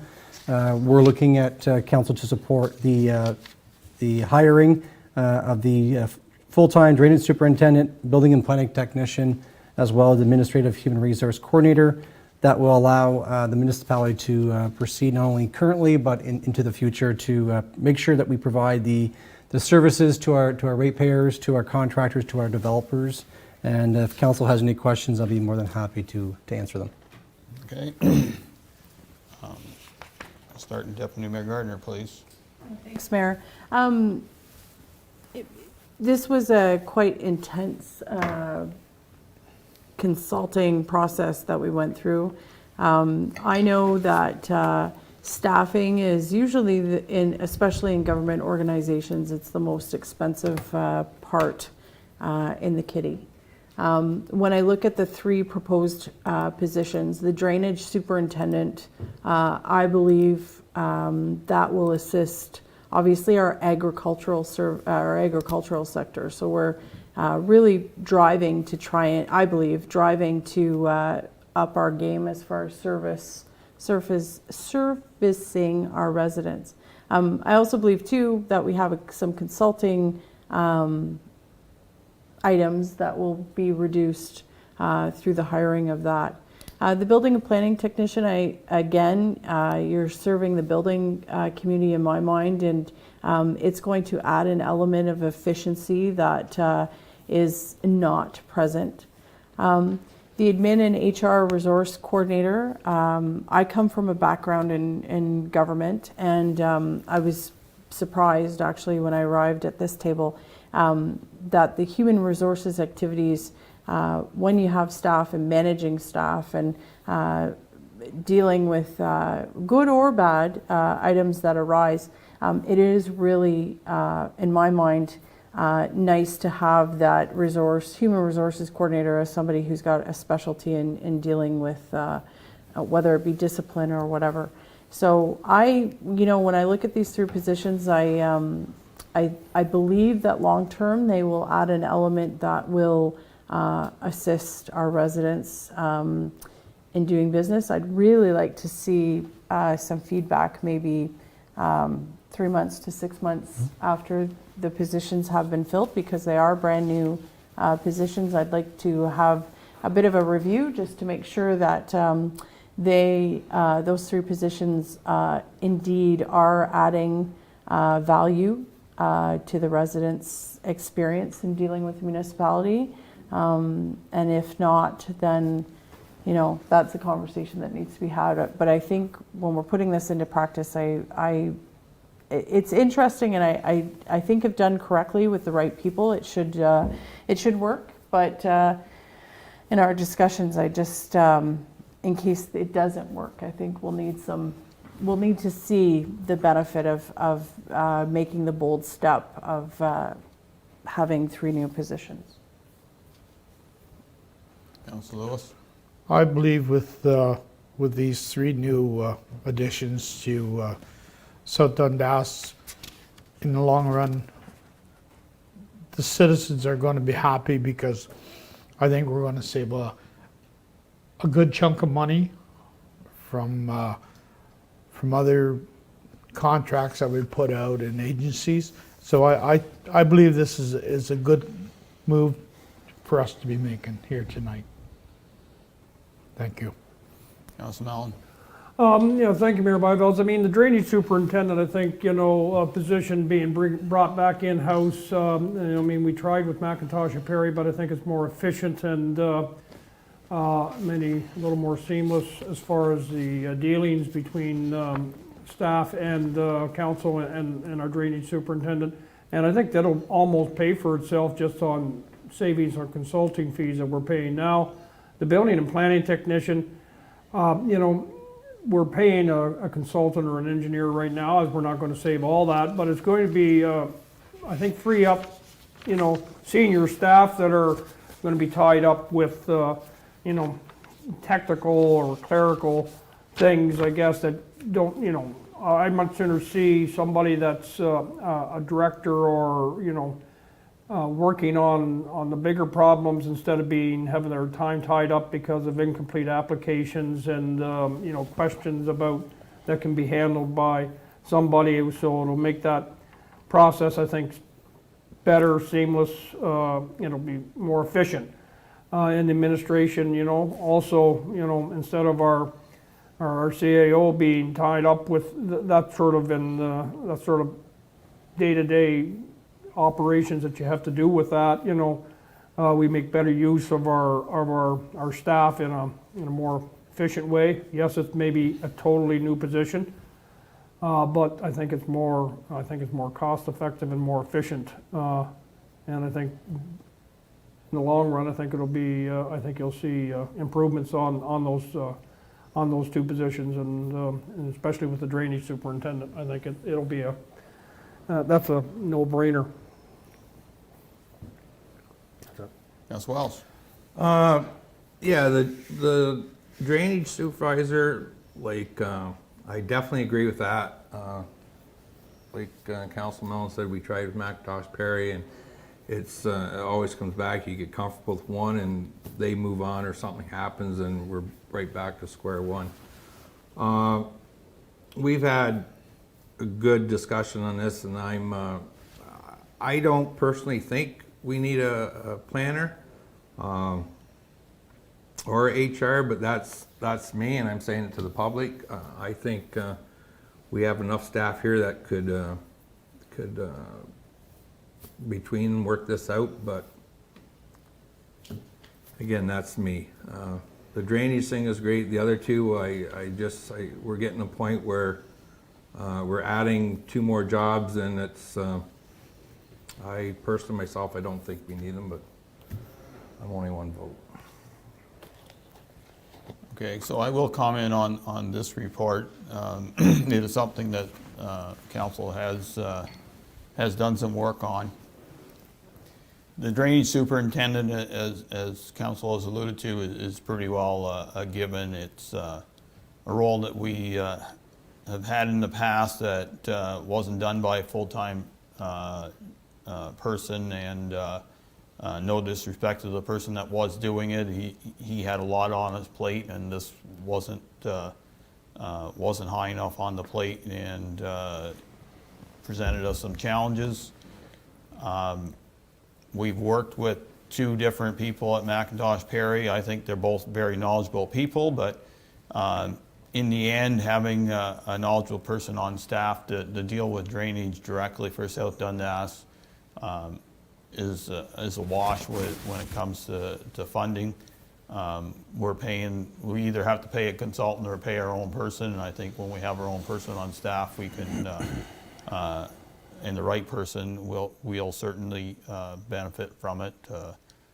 We're way behind on drainage work in South Dundas. It's going to take 5 years to catch up in the right spot, but I think with proper planning, this person can probably get this job done. The building and planning technician, I think there's a role here is from a building point of view to make sure that customers come in and know what they need to do to get the building process started. We're not replacing the CBO. In the end, the CBO and her assistant deputy will make decisions on where it goes forward, but having the proper documents in their hands when they need them is going to save some time for any customer that comes in and wants to do building. As for planning, we do use a very reputable company, J.L. Richards, to do our main planning work, but the small things get left behind, and this is no disrespect to them. I think, as I said, they do a good job, but we need someone here with boots on the ground to help our residents with severances or other land planning matters from a minor point of view, and know that stuff from a basic point of view to know where to go with it.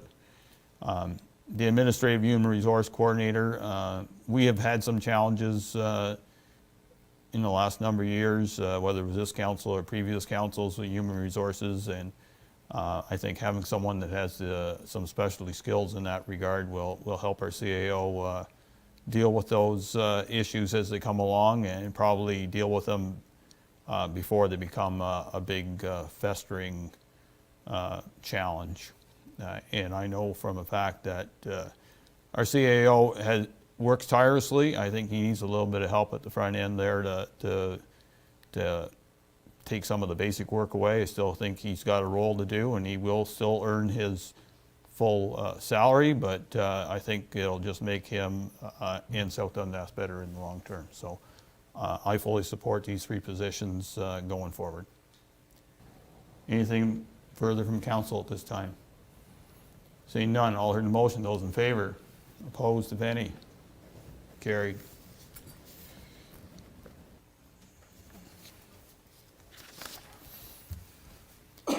Okay, into bylaws. First one is 2020-108, Ontario Power Generation, Inc. Agreement. Moved by Councillor Mellon, second by Councillor Wells, that bylaw number 2020-108, being a bylaw to execute an agreement with Ontario Power Generation, Inc. to erect, maintain, and operate an outdoor sign on land located immediately west of 83 Lakeshore Drive in Morrisburg, be read and passed in open council, signed and sealed. Jeff, you here?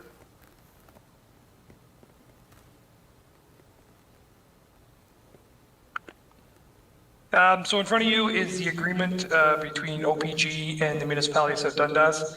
This agreement has been a long time coming. So back roughly 3 years ago, OPG had asked the municipality to remove the old Morrisburg sign so that a new entranceway could be installed into their gauge house on Lakeshore Drive, right west of property 83 Lakeshore. In the last year and a half, talks have resumed with OPG, and that has brought us to this point where an agreement has been drawn up and location has been agreed upon between both parties. If you have any questions, I'd be more than willing to answer them. Thank you, Jeff. And for further council information, it was myself that initiated this, and staff worked along with it. We're not paying for a new sign. We have a sign that's sitting in the Morrisburg Public Works building. So there have been requests made to me that we should put that sign back up, and if we could in this regard, then I think it's something that's worth doing. So. Councilor Wells, any comments? I'm good with it, Mayor. No, just amazing how much bureaucracy, that length of that agreement to put a sign up, but it's been a sore point, let's get the sign up. I think it's their standard agreement with all those who have property along the river and want to enjoy OPG lands. Really? Yeah. Oh, God. So, yeah, and trust me, those who have those agreements guard them very, very, very well. Councilor Lewis, any? No, I'm just happy the sign's going up because it has been a long battle. Thrilled the sign's up, or going up. Okay, you've all heard the motion. Those in favor? Opposed? Motion carries. Thank you, Jeff. Next one, 2020-109, planning fee update.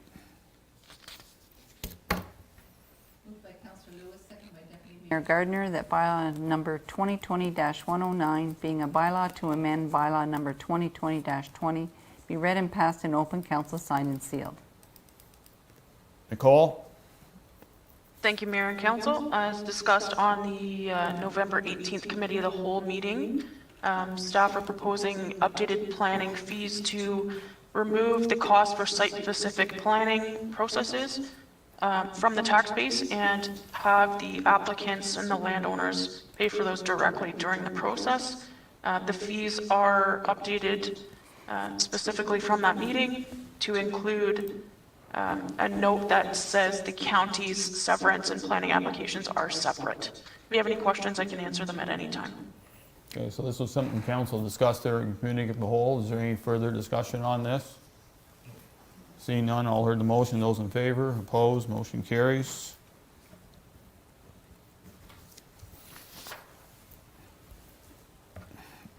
Next one is 2020-110, parking bylaw amendment. Moved by Deputy Mayor Gardner, second by Councillor Lewis, that bylaw number 2020-110, being a bylaw to amend bylaw number 2015-30, be read and passed in open council, signed and sealed. Nicole? Thank you, Mayor and Council. This bylaw is to cover some of the changes that happened over 2020 with the pandemic. So one of the changes was the north side of Crookshank Way now has emergency services no parking signs. Morrisburg Boat Launch also has barrier-free parking signs along the south side. And with the revamping of Ontario Street, we're requesting that there's no winter parking from November 1st to, I believe, April. I have to double check that, sorry. April 1st.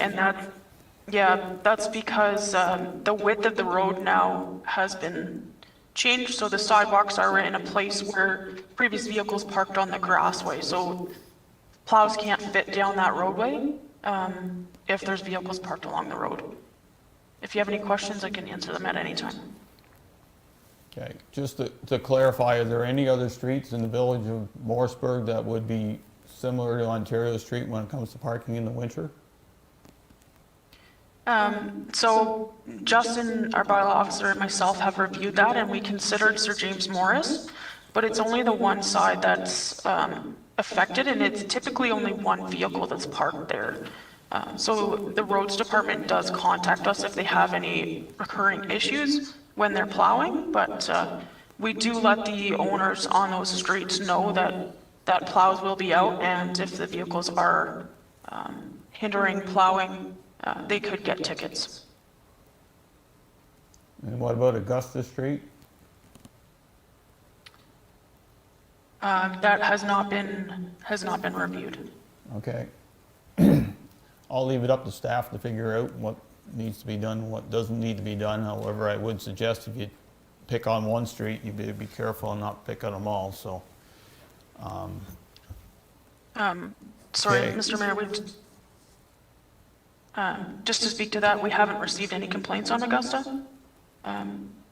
Okay, well, fair enough. It's not complaints from residents you're gonna get, it's complaints for our roads department, and I will leave it up to our Director of Transportation to see if he needs further, but I fully agree with Ontario Street.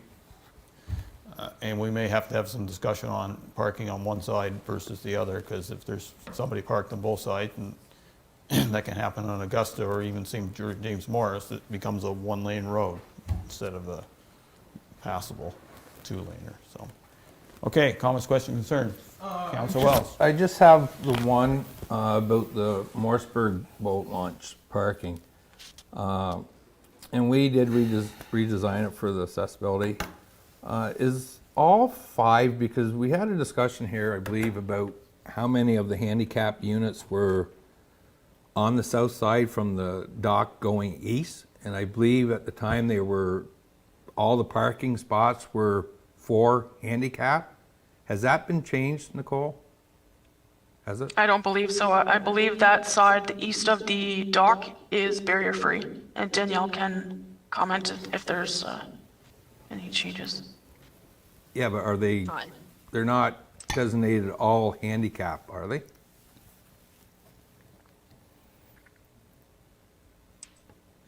So 'Cause I through know you, the Mr. signs were Mayor. stolen. Just a second. Danielle, go ahead.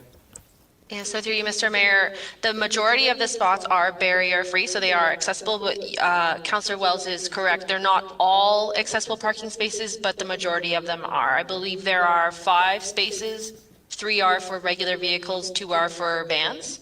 And we did the same in front of the dock side, so there should be about 10 accessible parking spaces in that area. Okay. That was the only question I had for, nothing else changed as far as the boats being that they can come and park on the north side there. It's still dock your boat, come straight out and leave your boat and trailer there. That's still all good? So through you, Mr. Mayor, based on our committee of the whole meeting that we had some time ago, we did not change that based on the discussion that council had. If that's something that council wishes us to change, we can look at that again. No, I just know that's good. It's just clarification, just to make sure I didn't miss anything. Thank you, Danielle. Councilor Mellon. No, I haven't got, nothing, Mayor Byvells. Councilor Lewis. I kind of agree with Mayor Byvelds on the winter parking. I think we have no winter parking on one street or 2 streets. It should be no winter parking on any of our streets.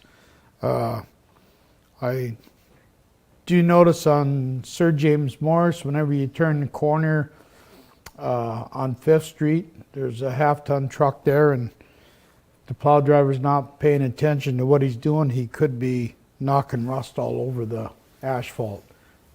Just something to think about. Mayor Gardner? Just for the Crookshank Way parking, if we don't have a year like we had this year, next year, would we consider maybe not doing that? Like in a regular year, is that something we would have considered anyway, or is that just a reactionary thing that we're doing because of how our summer was this year? So through you, Mr. Mayor, I think this summer kind of opened our eyes. If you do have two vehicles parked on opposite sides, there isn't sufficient space for emergency vehicles to get through. Okay. That's all I wanted to know. I just wanted to see the strength of the bylaw just based on a regular year, not just reacting to everything special about 2020. Okay. Thanks, Nicole. Okay, and I'll just re-emphasize the no parking in winter. I think, you know, if you're going to pick on one street, you may want to look at all the streets and make sure what's fair is fair, because it'll be hard for any council member to defend if we get a call from Ontario Street that they can't park there, and yet one street over they can. And I know it's new, and I know there's going to be some challenges, and it is a narrow street and in places. So I fully agree with it, but I'm just going to caution staff on making sure that they're fair to the rest of the streets. If they need the room, then they need the room. If they don't, and we can justify it, that's fair enough. Go ahead. Thank you, Mr. Mayor. So there is a provision for all streets in the municipality between 11 p.m. and 7 a.m. that you can't park along the street to hinder plowing in the winter, November 1st, April 1st.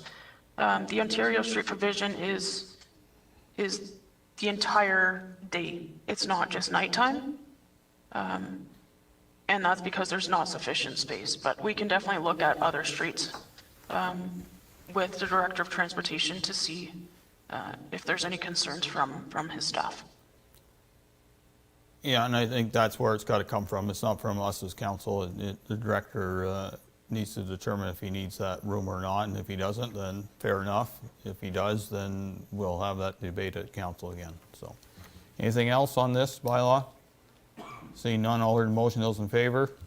Opposed, motion carries.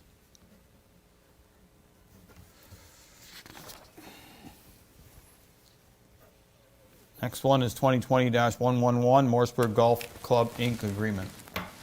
Moved by Councillor Wells, second by Councillor Mellon, that bylaw number 2020-111, being a bylaw to enter into an agreement with Morrisburg Golf Course Incorporated, be read and passed in open council, signed and sealed.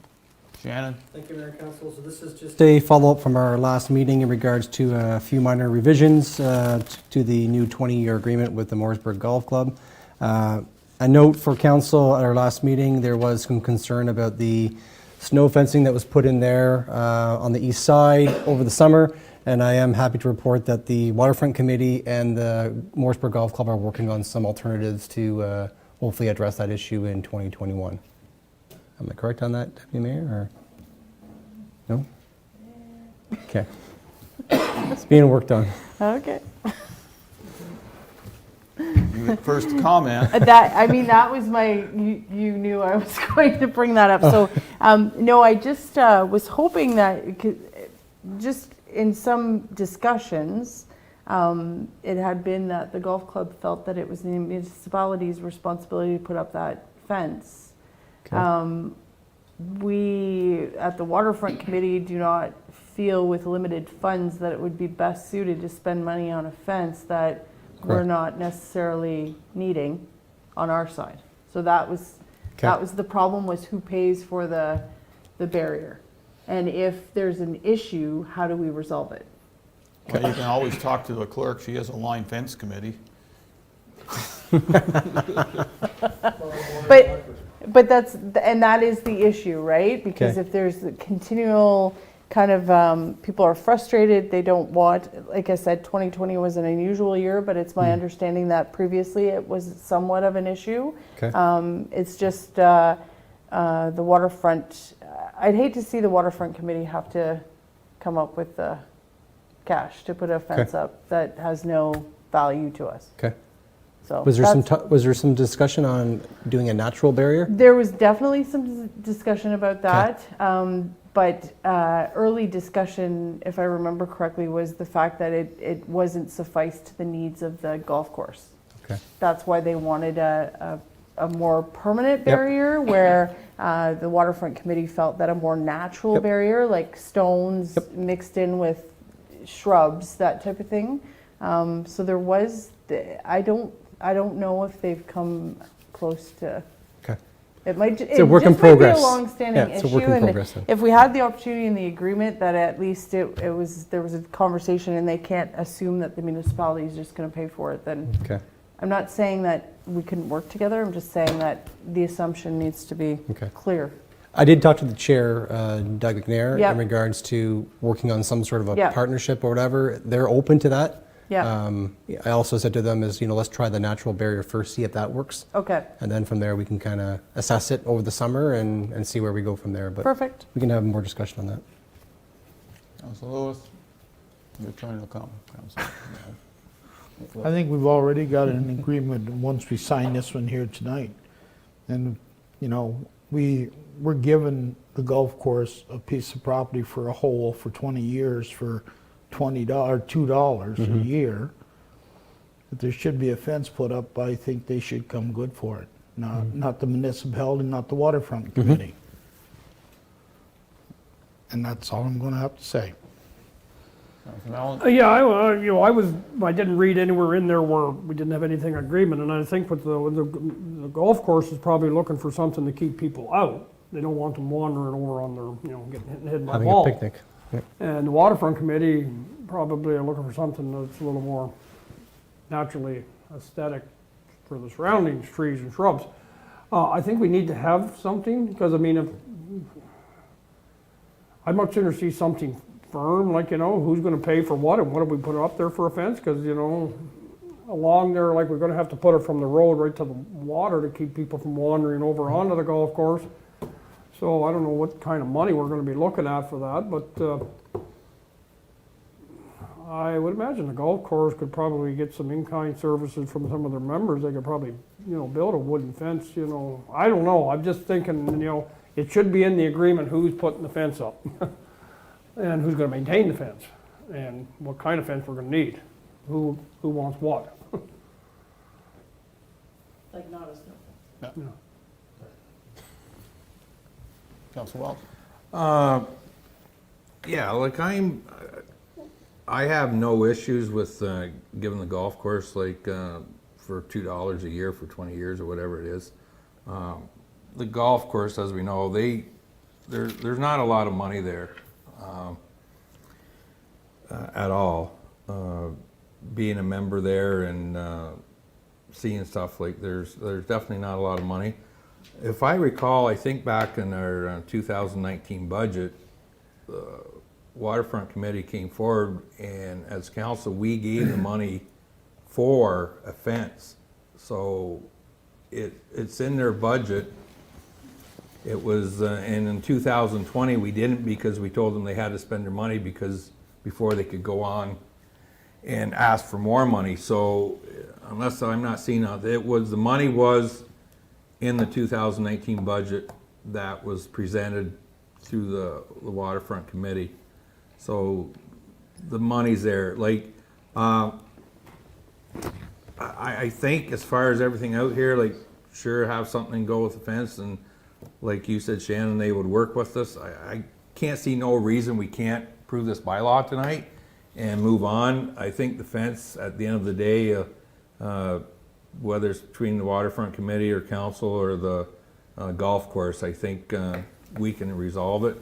And as far as this bylaw tonight is just say we're going to give them another 20-year lease, which they had before. So I think we're good with the bylaw, and I think the fence will fall into place.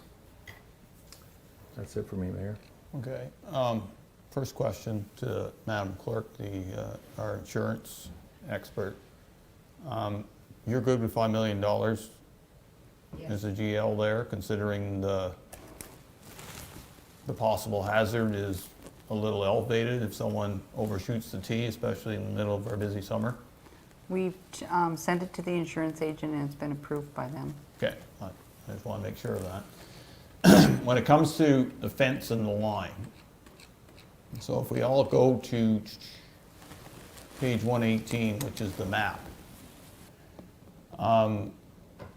the T that's on the north side, so basically this map is reversed, south is on the top, north on the bottom, is beyond that imaginary line that's 395 feet away from the old roadway. Because that, I drove by it today, and that elevated T is beyond it. Like if you made a straight fence, you have to go around it. Right. Is that right? Correct.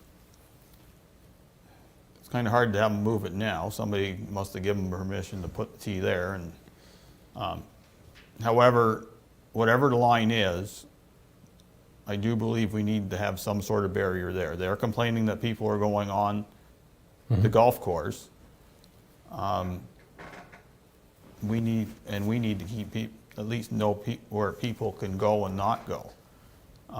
So we need to have a discussion with them and see who's paying for what. And I know that money, you know, I'm not going to disagree. The golf course is not rich, and they're a membership-driven entity that actually pays probably some property taxes to South Dundas. So we need to come up with a solution, and maybe the best solution is for the Waterfront Committee to come up with an appropriately designed fence and come to council with it, and then we'll figure out how we're going to deal with it. Because, you know, you're damned if you do and damned if you don't. I think Councillor Wells is right. You know, there's no money there.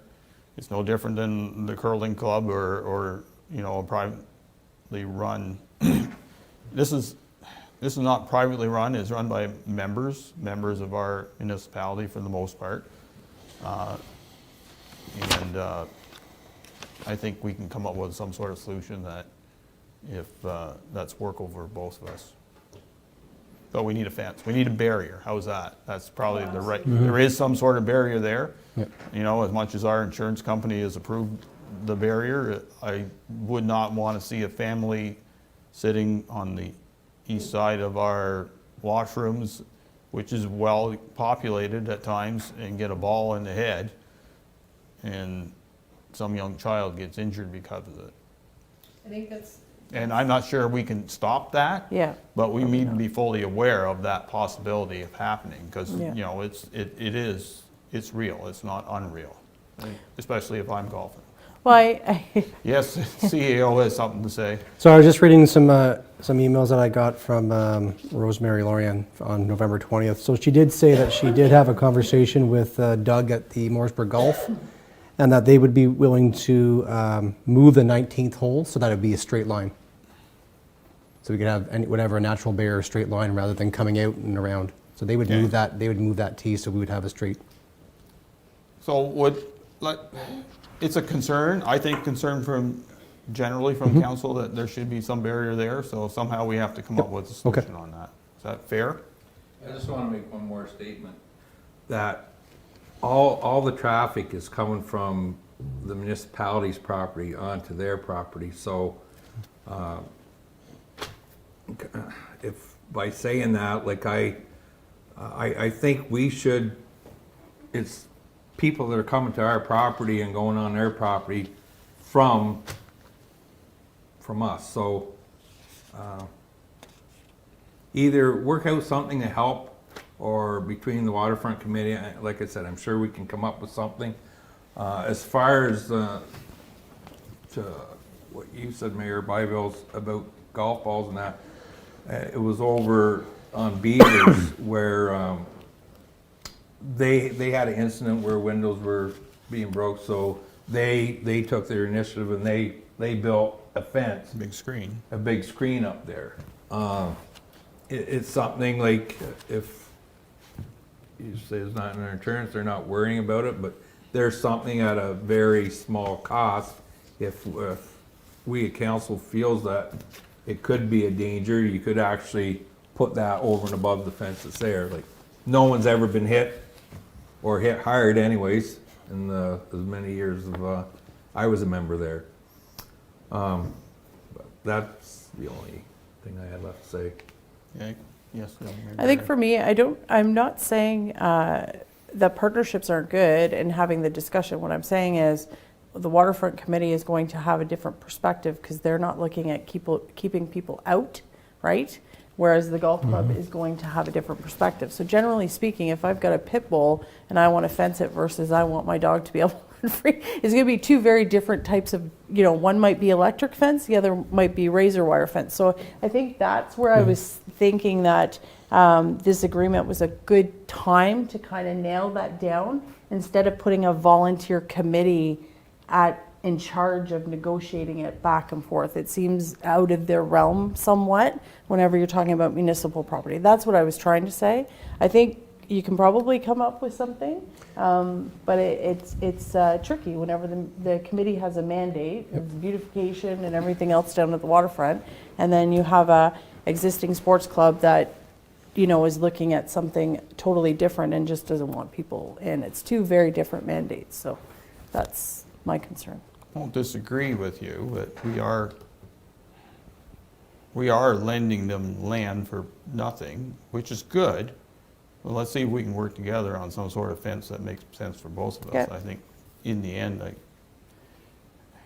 money might be an issue, but let's figure it out first. And then council can make a decision one way or the other. We can also look at, once we come up to some sort of agreement, we can always bring this agreement back with an amendment to that to include the fencing and whatever restrictions that need to be provided in there, just so that we have that on record down the road. Okay, well, I think on record that council is concerned about fencing and needs to be dealt with one way or the other. Sure. Okay. I agree with Councilor Wells. We don't want to interfere with the agreement, but fencing is concerned, and hopefully if we agree to this tonight, that they're not going to say, well, you did all the agreement and we didn't have to worry about the fence. But I think in good faith, we're hoping they'll take it and work with us on it. Okay.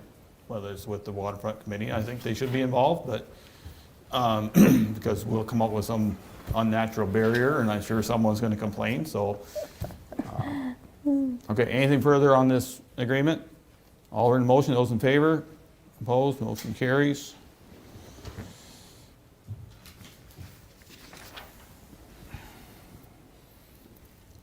Okay, next bylaws are for the zoning bylaw amendments. First one is 2020-112 zoning bylaw amendment for 24 Elizabeth Drive. Second by Councillor Wells. Hi. That bylaw number 2020-112 being a bylaw to amend zoning bylaw number 2010-48 be read and passed in open council, signed and sealed. Okay, is Aaron still on? Yes, sorry, I'm having some issues with my camera. That's okay. As discussed at the public meeting tonight, the proposed bylaw for 24 Elizabeth Drive will rezone the subject property to tourist commercial special exception 3, in addition to the permitted uses in the commercial tourist zone. An assembly hall, catering establishment, clinic, and commercial patio will be permitted. The boat sales and/or service establishment, retail store, tent and trailer park uses will be removed as permitted uses from the subject site. An outdoor patio shall be permitted on the lot where the lot line abuts a residential zone or residential use and may be used for commercial entertainment, including live uses, and notwithstanding the provisions of Section 6.42A, the existing height of the church shall be permitted. So before I take it to council, the paragraph that discusses the outdoor patio, I read it like it permits it to be on the residential zone. Can you, that's the way I read it, and I'm not saying it's right or wrong, it's just that I'm reading it and it says it's the other way around. Thank you, Mr. Mayor. So it states that a commercial patio shall be permitted where a lot has a lot line that abuts a residential zone. It doesn't say that it can be on a lot line directly abutting a residential zone, just that a lot where one of the lot lines abuts a residential zone is permitted. And So it doesn't speak specifically that the outdoor patio must be not directed toward the residential zone.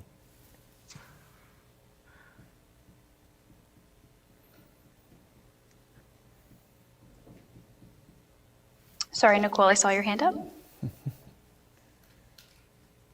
No, it does not speak directly to that.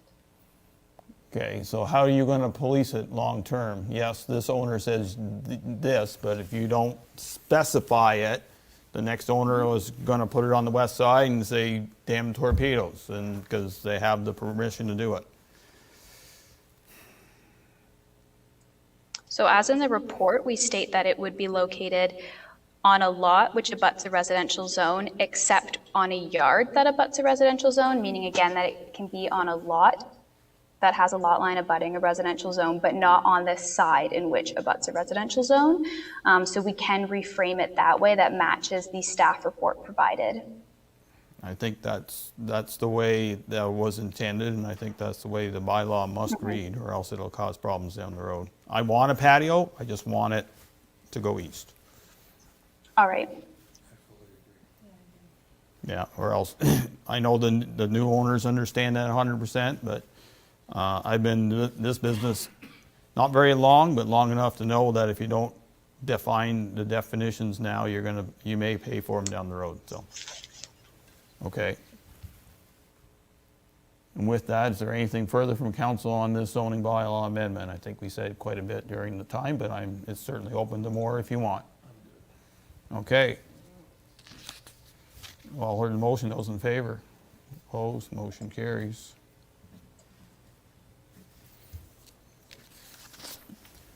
Next one's a little easier.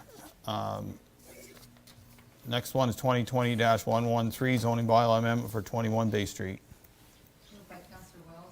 Thank Councillor you. Lewis. Bylaw number 2020-113 being a bylaw to amend zoning bylaw number 2010-48 be read and passed in open council, signed and sealed. Aaron again. Yes, thank you, Mr. Mayor. This proposed amendment, as discussed earlier this evening at the public meeting, will rezone the property known municipally as 21 Bay Street from institutional to residential first density. Okay, any further discussion from council on this? Seeing none, I'll hear the motion. Those in favor? Opposed? Motion carries.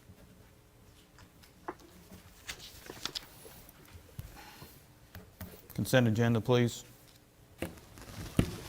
Moved by Councillor Lewis, second by Councillor Mellon, that all items listed under general consent section of the agenda be adopted as presented, save and except for item 10H be moved to discussion items. So we have two letters from the Ministry of Municipal Affairs and Housing, one on Ontario Rebuilding and Recovery Act, and the other one on the enforcement orders of the Reopening Ontario Act.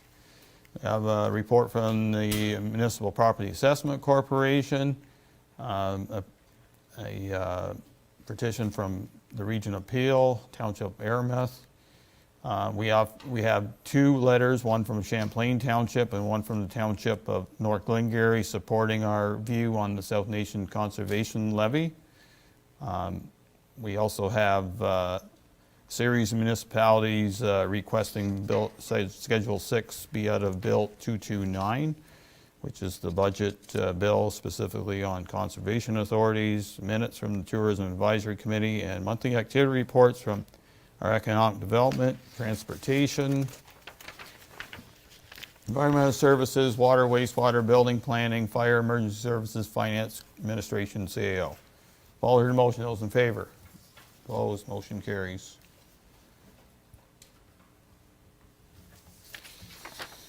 Okay, boards, committees, discussion items. No county council, no cemetery board. No district, Iroquois District Business Group, BIA, anything? No, but I informed Shannon tonight that we should get in touch with Sam and tell him that we need a meeting before the end of December. Good idea. South Nation Conservation Authority?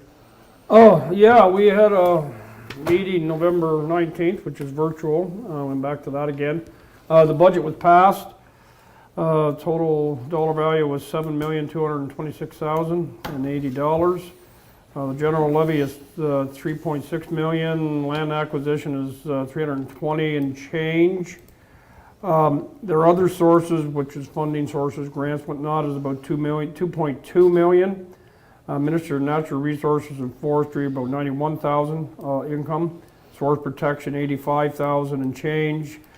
They're taking 121,818 from the reserve, plus the 246 from the 2020 year surplus. City of Ottawa, their special levy at about 491,000, and deferred income from 2020 levy from Ottawa is deferred over into this budget too for the 2021 budget. It was passed. There was some discussion on a few things, but they seemed to put a budget through fairly quickly. Angela, the General Manager, gave a verbal update on Bill 229, and was there some discussion on changes included in the bill? I raised some concerns and actions I felt should be undertaken and needed. There are art online auction that they use to replace, I guess, a golf tournament for fundraising for community tree giveaway for 2021, raised around $6,500. The South Nation parks pretty well are all closed now, except for a few, and Two Creeks, it'll be one of them. It'll remain open for the winter. They groom it, and I think there's 2 or 3 other ones. I'm not sure how many altogether they groom for winter use. The SD&G landowner stewardship program, there was about 15,900 in grants given out to 32 applications, which covered 2,000 and almost 2,200 acres, 11 site visits this year. The 2021 tree planting program, and there's still trees to be, you can still order your trees for 2021.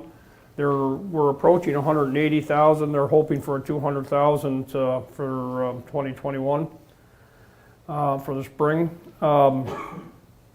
They're off. We approved the upgrades to the Chesterfield Dam for 58,000.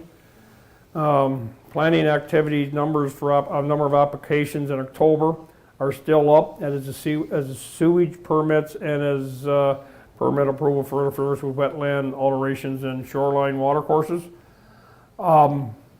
They're closed. Their office hours are going to be closed from December 24th and reopening on January 4th. And their next meeting is December 17th. And if there's any questions, I will, once we have our December meeting and the minutes of the budget meeting in November were passed, I will forward on to staff and members of council the budget, so you can have a look at it. I better wait till the minutes of that have been passed before I share too much information. Well, it was a public meeting. Yes, it was a public meeting, but so technically the budget was public. Yeah. So, anyway, yeah. I'll leave it up to your wise judgment to figure that one out. Okay, thank you, Mayor Byville. So if there's any questions, like I said, the budget was passed, and there wasn't, but the Bill 229, there was some discussion on mandatory programs, and I encouraged them to, we're trying to set up a meeting with the chair of South Nation and council to voice our concerns and issues, and I encouraged them to do that with all the municipal partners and the cities, so they know what they're coming into in the next year. But there seems to be Bill 229, and that's Section 6 seems to be all over the board on what,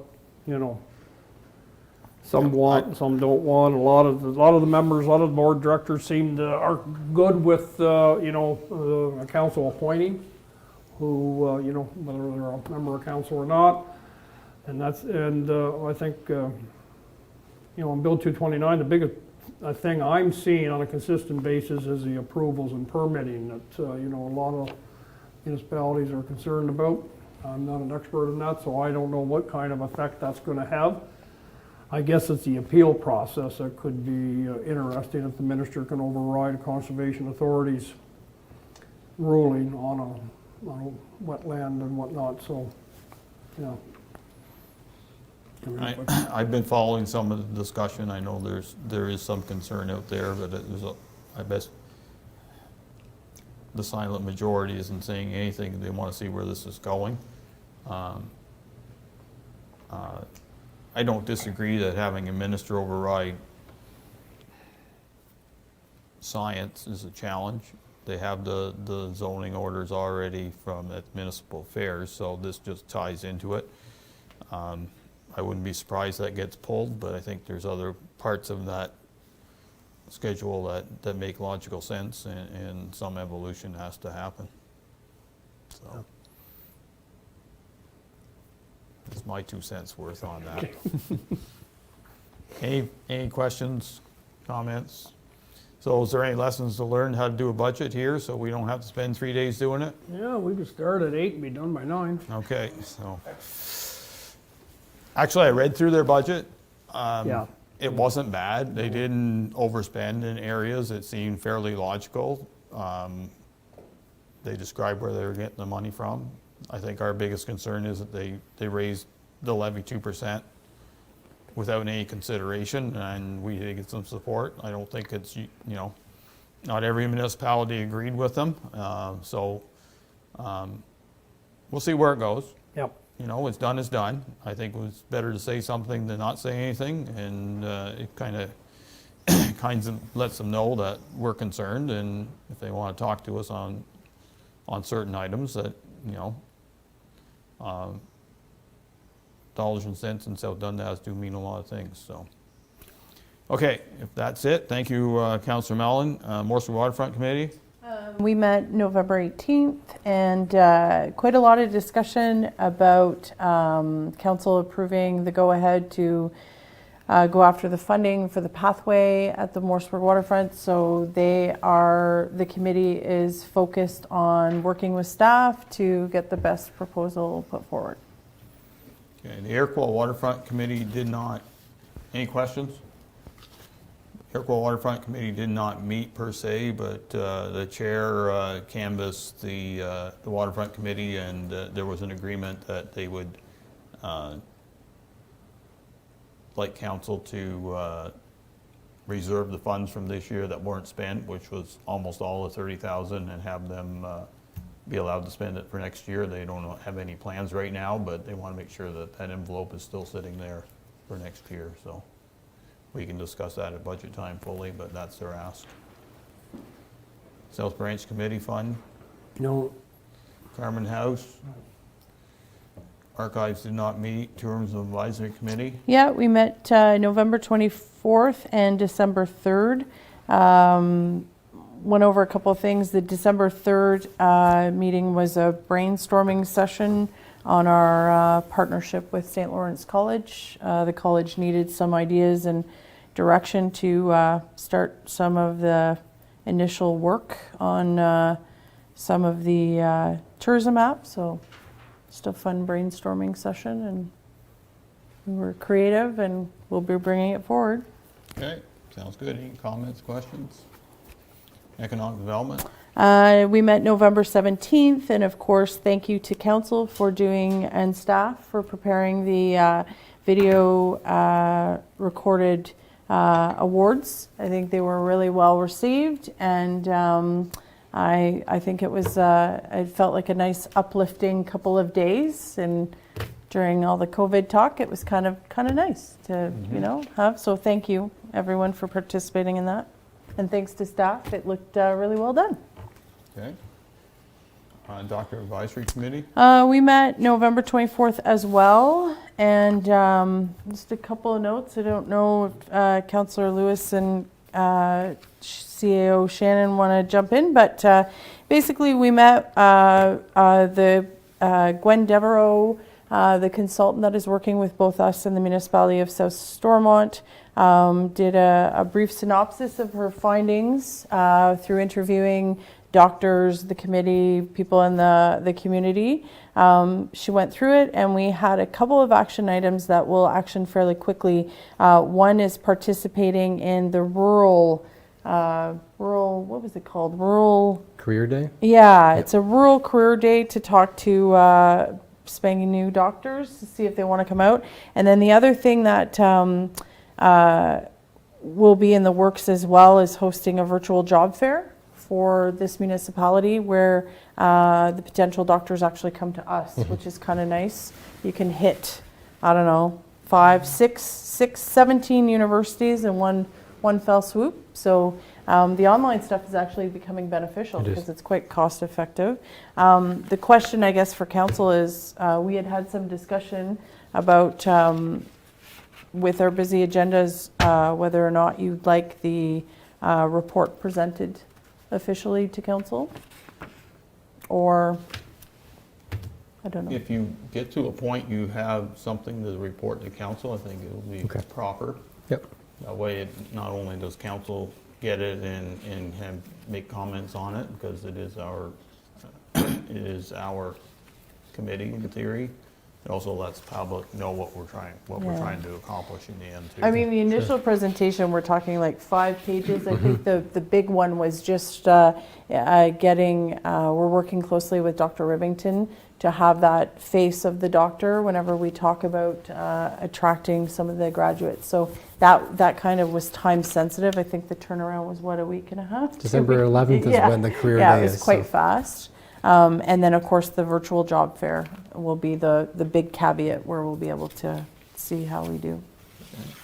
Any comments, questions, concerns from council? Okay, I think a report whenever you think the timing is right would be appropriate. But what I can look at doing, if you want, is do a KR at our next council meeting after our career day on December 11th, just to let you know how it went and numbers and all that stuff. So we could do a follow-up after that. Okay. Okay. Moving on, key information report on proposed recreational fee increases for 2021. Danielle, please. Thank you, Mayor and Council. So in front of you this evening is something that the municipality's Park and Recreation Department went through as part of preparation for the budget for 2021.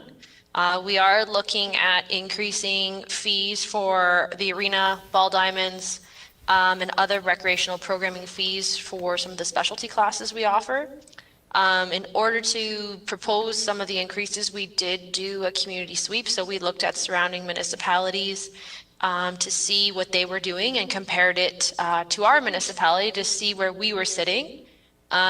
Based on our review, South Dundas is significantly less in all categories. So we looked at prime ice time, non-prime ice time, youth ice time, and a few other areas, and we are significantly lower than our surrounding municipalities. So based on that, we are looking for council direction in order to move forward with planning for budget in 2021, how council would like to proceed with recreational fees. We did propose, you'll see in the charts, it's outlined in green, suggested rates that we are proposing for council to review and discuss tonight. The Parks and Recreation Supervisor is also on the call this evening, so if you have any questions regarding some of these fees, he might be able to address them. A few things I did want to note before council discusses is that South Dundas minor hockey is amalgamated with North Dundas minor hockey, so when we were reviewing the minor hockey rates, we did consider what North Dundas was charging. The other thing to note is these fees would not come into play until 2021 fall for hockey. Except for Spring Hockey League, which we would implement in the spring of 2021.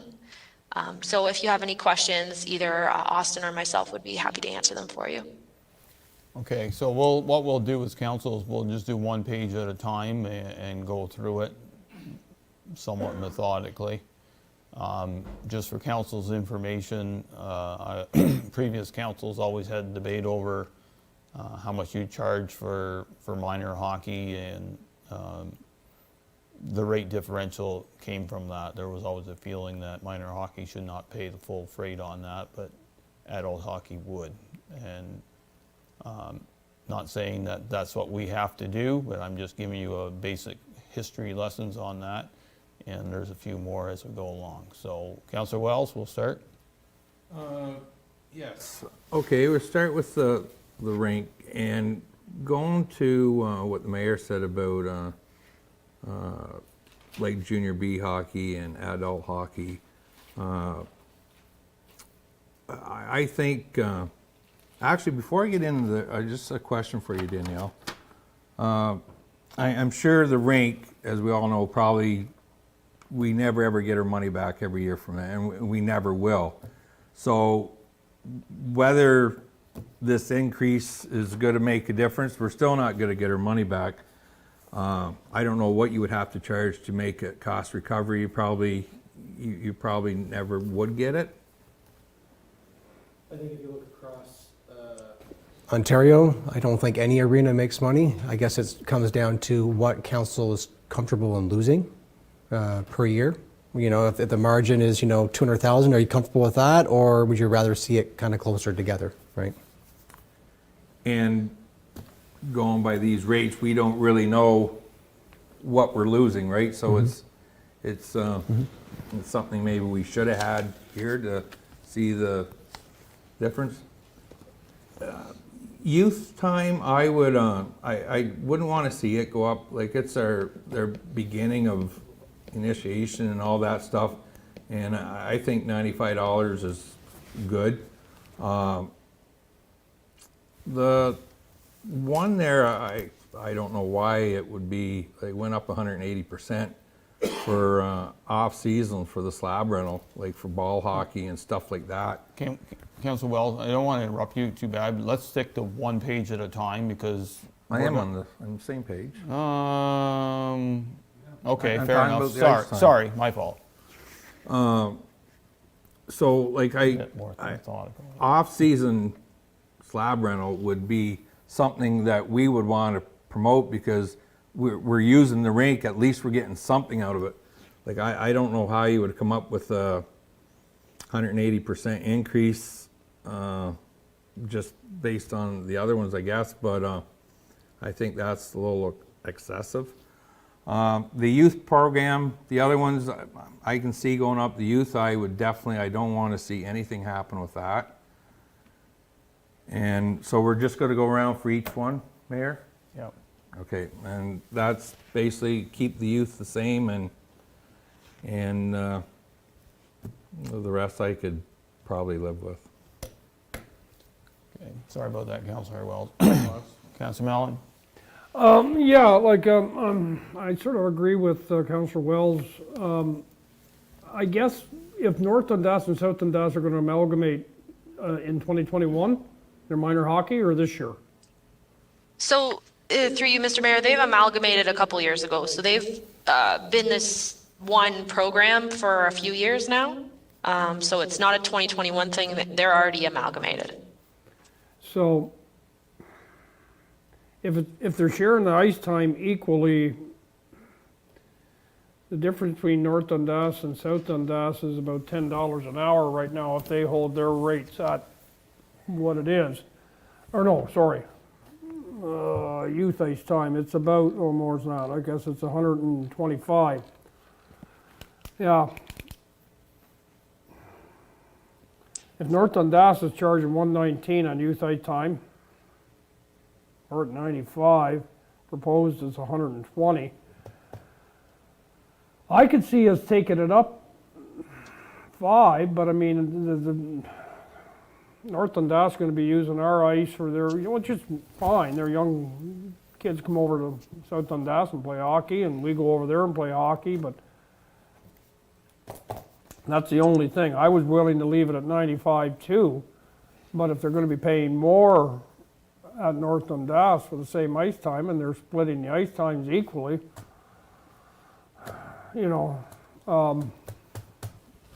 we should be maybe going up. I don't know if we'd go up to 25, but I would go up a little bit on youth ice time. I don't think we need to be up to North Dundas's level, if they're 119 an hour. That's the only confusing part. The rest of them I really don't have too much of another, other than that slab rental. I think that's a little too high, 180%. But the other ones, 18, 20%, yeah. The youth ice time is what I have an issue with when we're sharing ice times between North and South Dundas.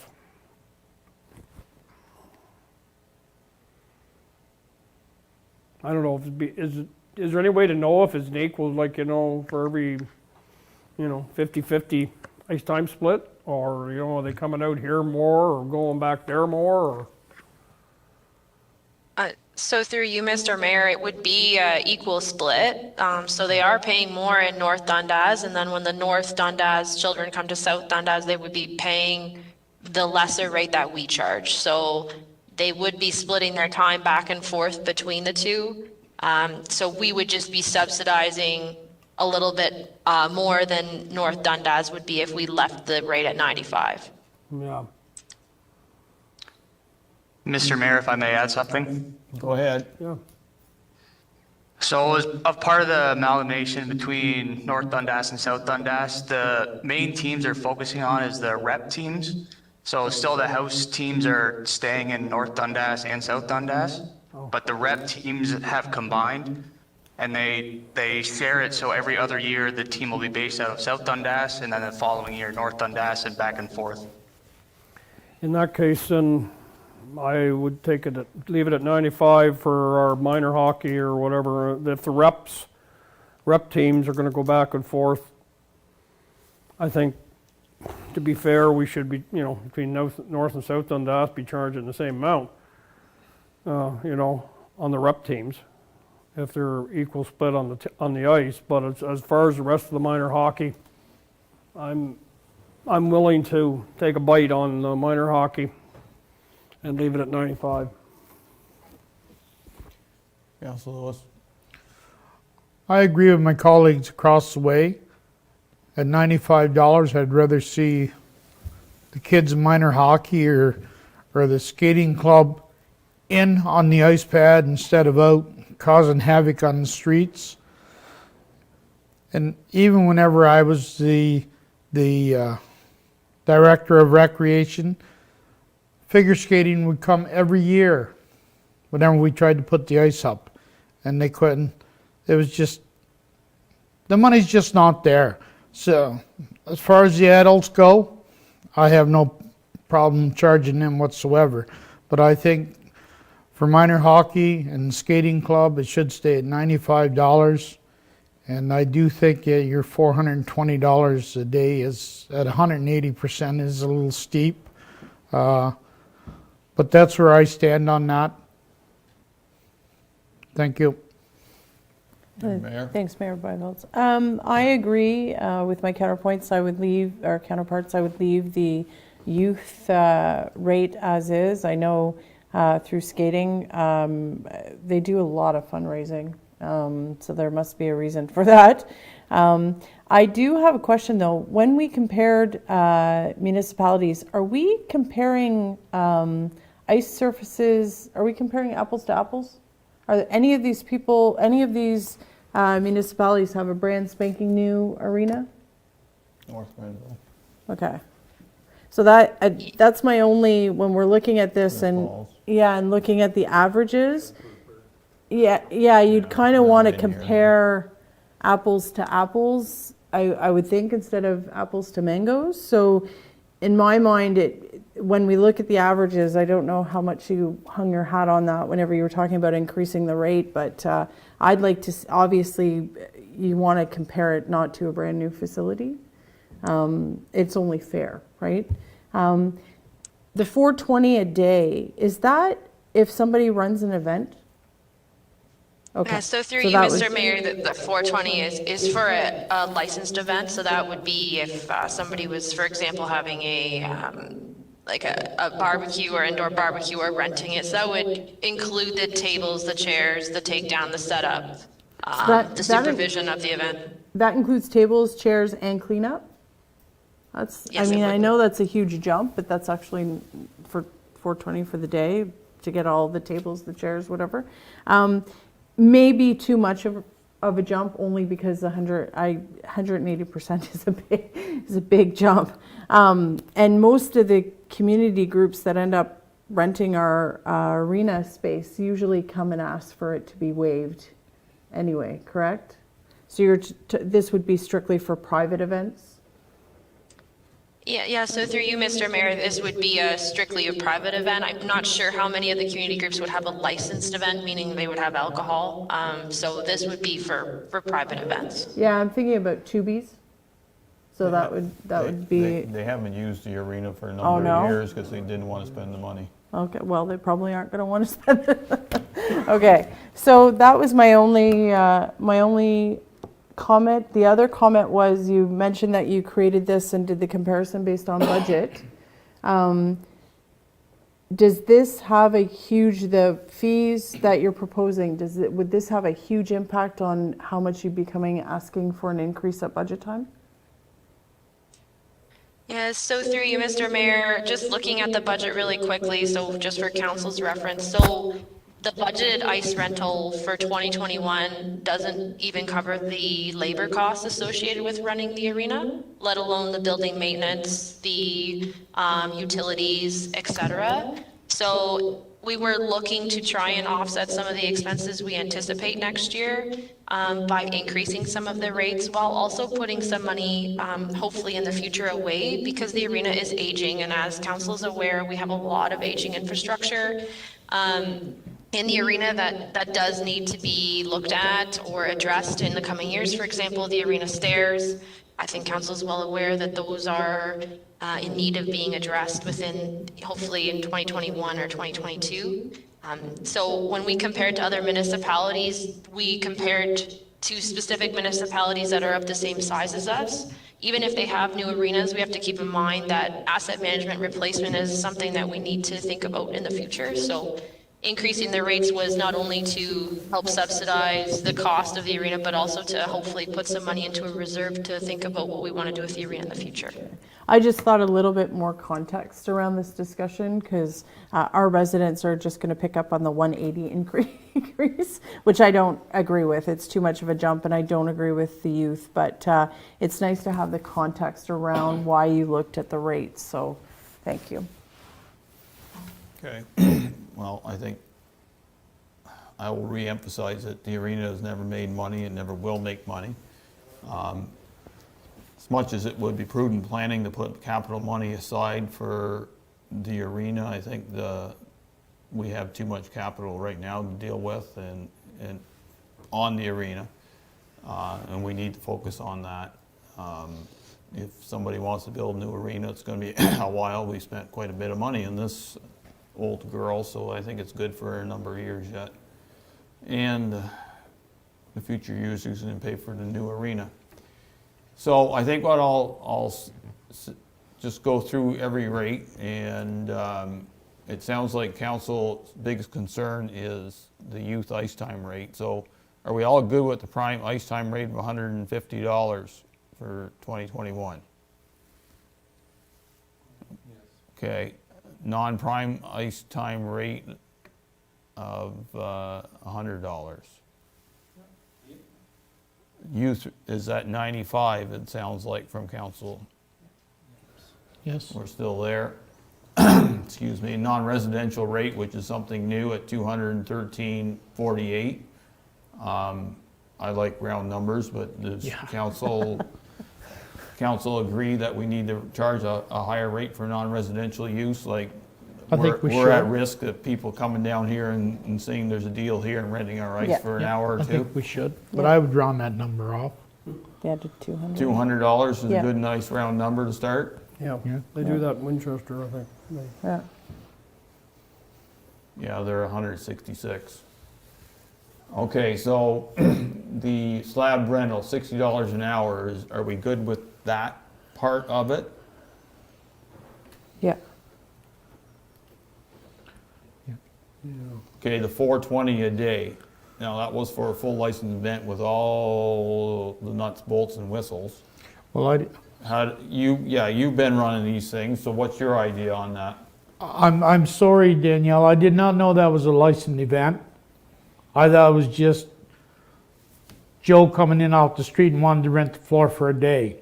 But I still think $420 is a little steep. I would most likely go with $350, and I think that's pretty decent.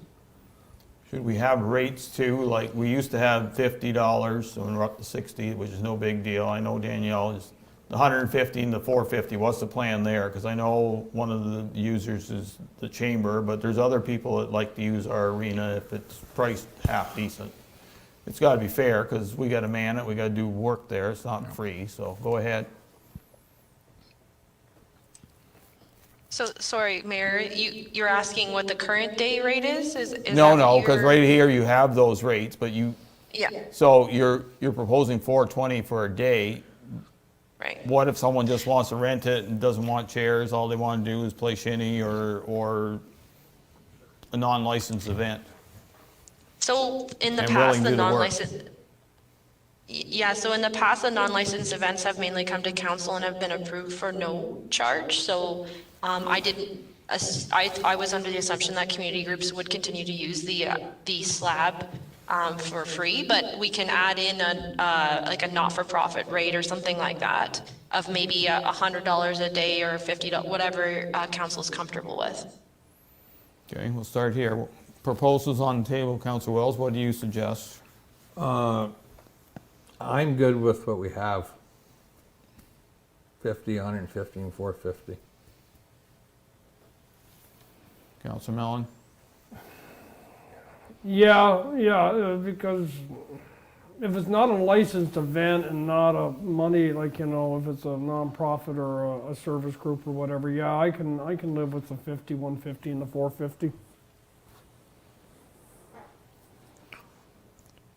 I can live with those prices, but I think if we have a licensed event, it should be also posted there.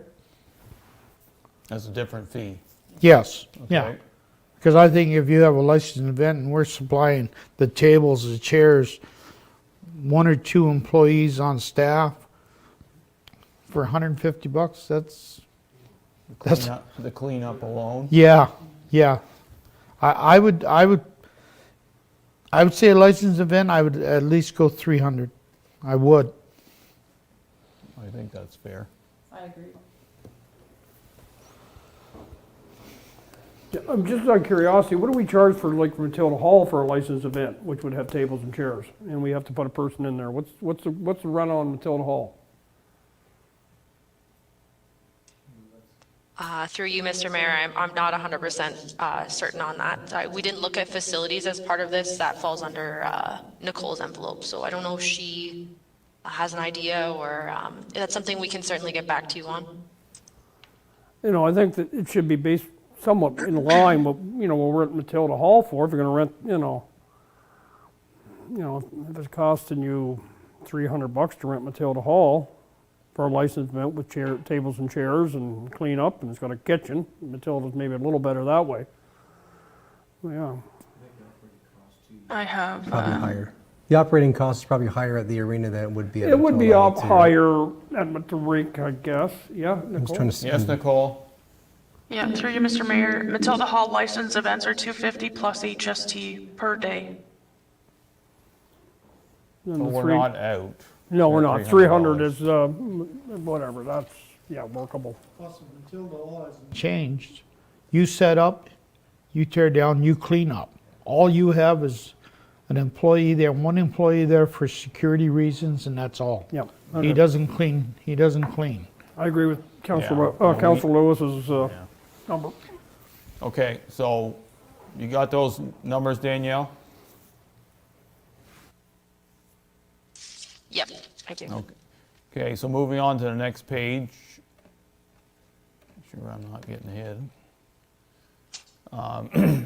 So we have a spring hockey rate, public skating, the school rate, junior B rate, and the stick and puck rate. That school rate evolved from the council discussion, a number of councils ago, from what I remember. I think it was my first council, or maybe second at the most, so that's its evolution, that's all I'm saying. So, spring hockey, you want to go through the rates and how you came up with them, and then we'll go around the table and debate which way we're going. Yeah, so looking at the rates, so spring hockey would be from March to May. So we went based off of what the surrounding municipalities have for spring hockey. So we're proposing $160 an hour. So we don't have spring hockey currently in South Dundas, so this would be something new for 2021. We would like to advertise this rate early 2021 to see if there's any actual interest at $160 an hour at the proposed rate, if that's what council chooses. And then we could offer the ice from March to May. With regards to public skating, which is the next item, we did look at other comparison municipalities, and often they have a $2 per person rate. And then they have their free holiday skates, which we also have in South Dundas. However, in South Dundas, all of our public skating events and our mom and tots and seniors are all for free currently. The school rate, so we did have an $85 an hour arrangement with schools with 2 free hours. And we're proposing just a straight $85 an hour rate. And that's just because looking at comparator municipalities, again, we are lower than most of them. Junior B, we looked at increasing the rate of Junior B from 125 to 150 an hour. And that's just, again, looking at comparator municipalities. There wasn't a lot of municipalities that have a Junior B team that play. That can be up for discussion this evening as well. Stick and puck, we are charging $5 per player now, and we are proposing in 2021 to carry that same fee. Stick and puck is new to South Dundas, so that's a new program being offered that will start, I believe, it either starts this week or next. Okay, we'll go this way around the table this time. Deputy Mayor Gardner. Okay, the spring hockey, it's new, so I guess we'll see the 160 an hour. You want me to go through all of them? Yep. Okay, public skating, I'd like to see it stay free. The school rate, I'm okay with that $85 an hour. The junior Bs. Technically junior Cs here. Yeah. If they're C, should they be able I don't know. I mean, I guess you're somewhere in the middle. I don't know how that will impact them. I'm neutral on that one, and the stick and puck is interesting at $5. But for me, the public skating is one of those things that I know our residents really enjoy. We get to pick the schedule for it, so that I think that helps. It's not like we're picking prime time, right, for it. And I think that it's a good thing. It's nice to see young kids learning how to skate and that thing. I think the headaches of collecting a toonie from everybody, I don't know. I don't know if it justifies it. When I look at the comparable municipalities, there's got to be a reason why only Stormont charges. So. Councilor Lewis. I have an issue with none except for public skating. We used to charge a public skating way back when. First of all, you have to pay somebody to take out tickets. And then once a year, you'll get a bill from a company out of Toronto. They're called SOCAN, where you pay them a percentage to play the radio. And we found that, I found that we spent more money in public skating than what we took in. At least if it's when we made it free, they packed the ice. When we charged, I think it was $1, you'd have about 10 kids on the ice. So I'd rather see that stay where it is. It's free, and I can live with the rest of it anyways. Yeah, I think $150 for junior C hockey. That's not outrageous, not for what they charge at the door. And I think summer $160 for spring hockey. That's reasonable. Yep. No, the only one I have a problem with is the skating, the public skating. That's it. Councilor Mellon. Good with the spring hockey. Public skating should be 0. The school rate $85 an hour. I'd like to still see, the 2 free hours. I have no problem with giving them a couple free hours, you know, I mean, an hour someday, you know, they, whatever. You know, about $85 an hour for a tournament or whatever, or if they have games, or maybe even one free hour. The junior B, like, I mean, we only got one comparison, and that's Castleman. They have a junior C team, and what about North Dundas? Well, do they not charge the Hawks? No, Junior B. they are, but you still have a comparable. They have Junior C in Chesterville. Yeah, like, I mean, I don't know what, you know, it's hard to put the number 150, I guess maybe that's reasonable, but when we only got Castleman, who is junior C, I think, and that 170 an hour, I don't know.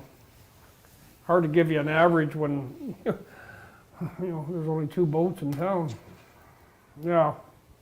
Danielle, you have any comments on the junior fees and So why a you lot only of- got Castleman?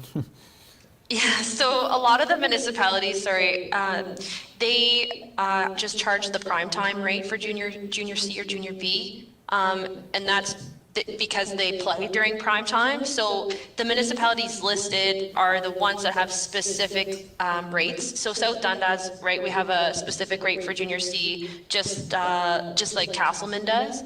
If council didn't want to have a specific rate, we could charge that's why it's $150 an hour. It's matching the adult fees that we're looking to charge.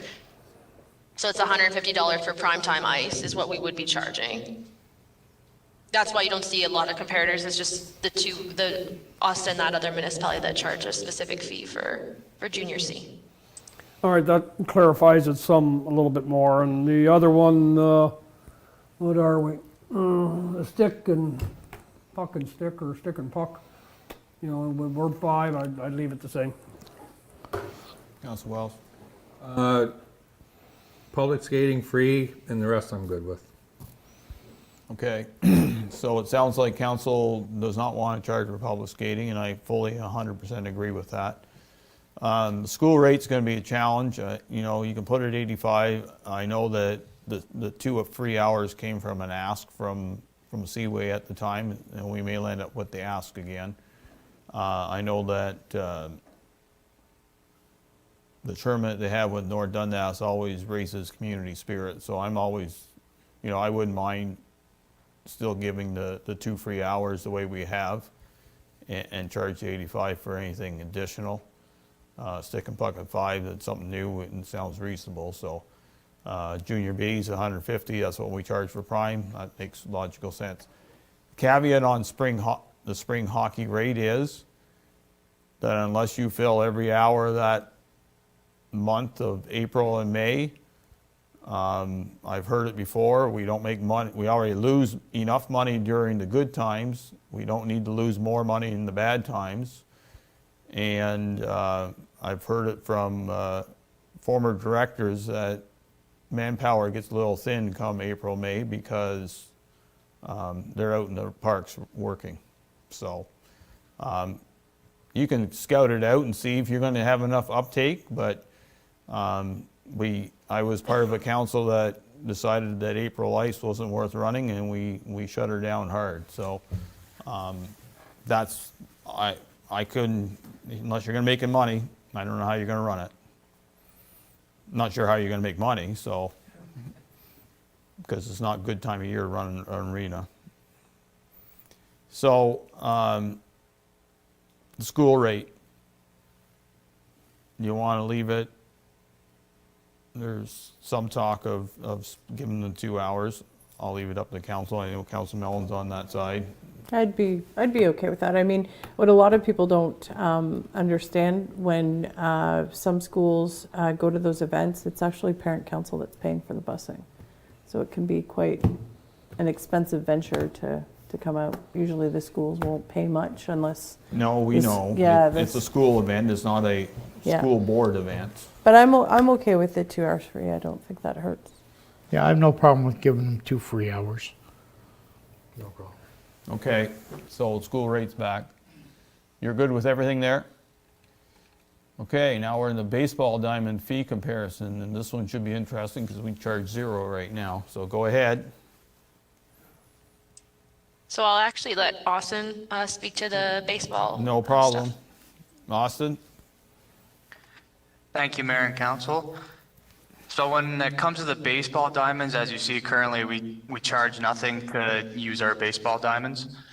Looking at the surrounding municipalities, they all seem to charge something to use their ball diamonds, whether it be for an hour or one event, practice, game, or a whole weekend tournament.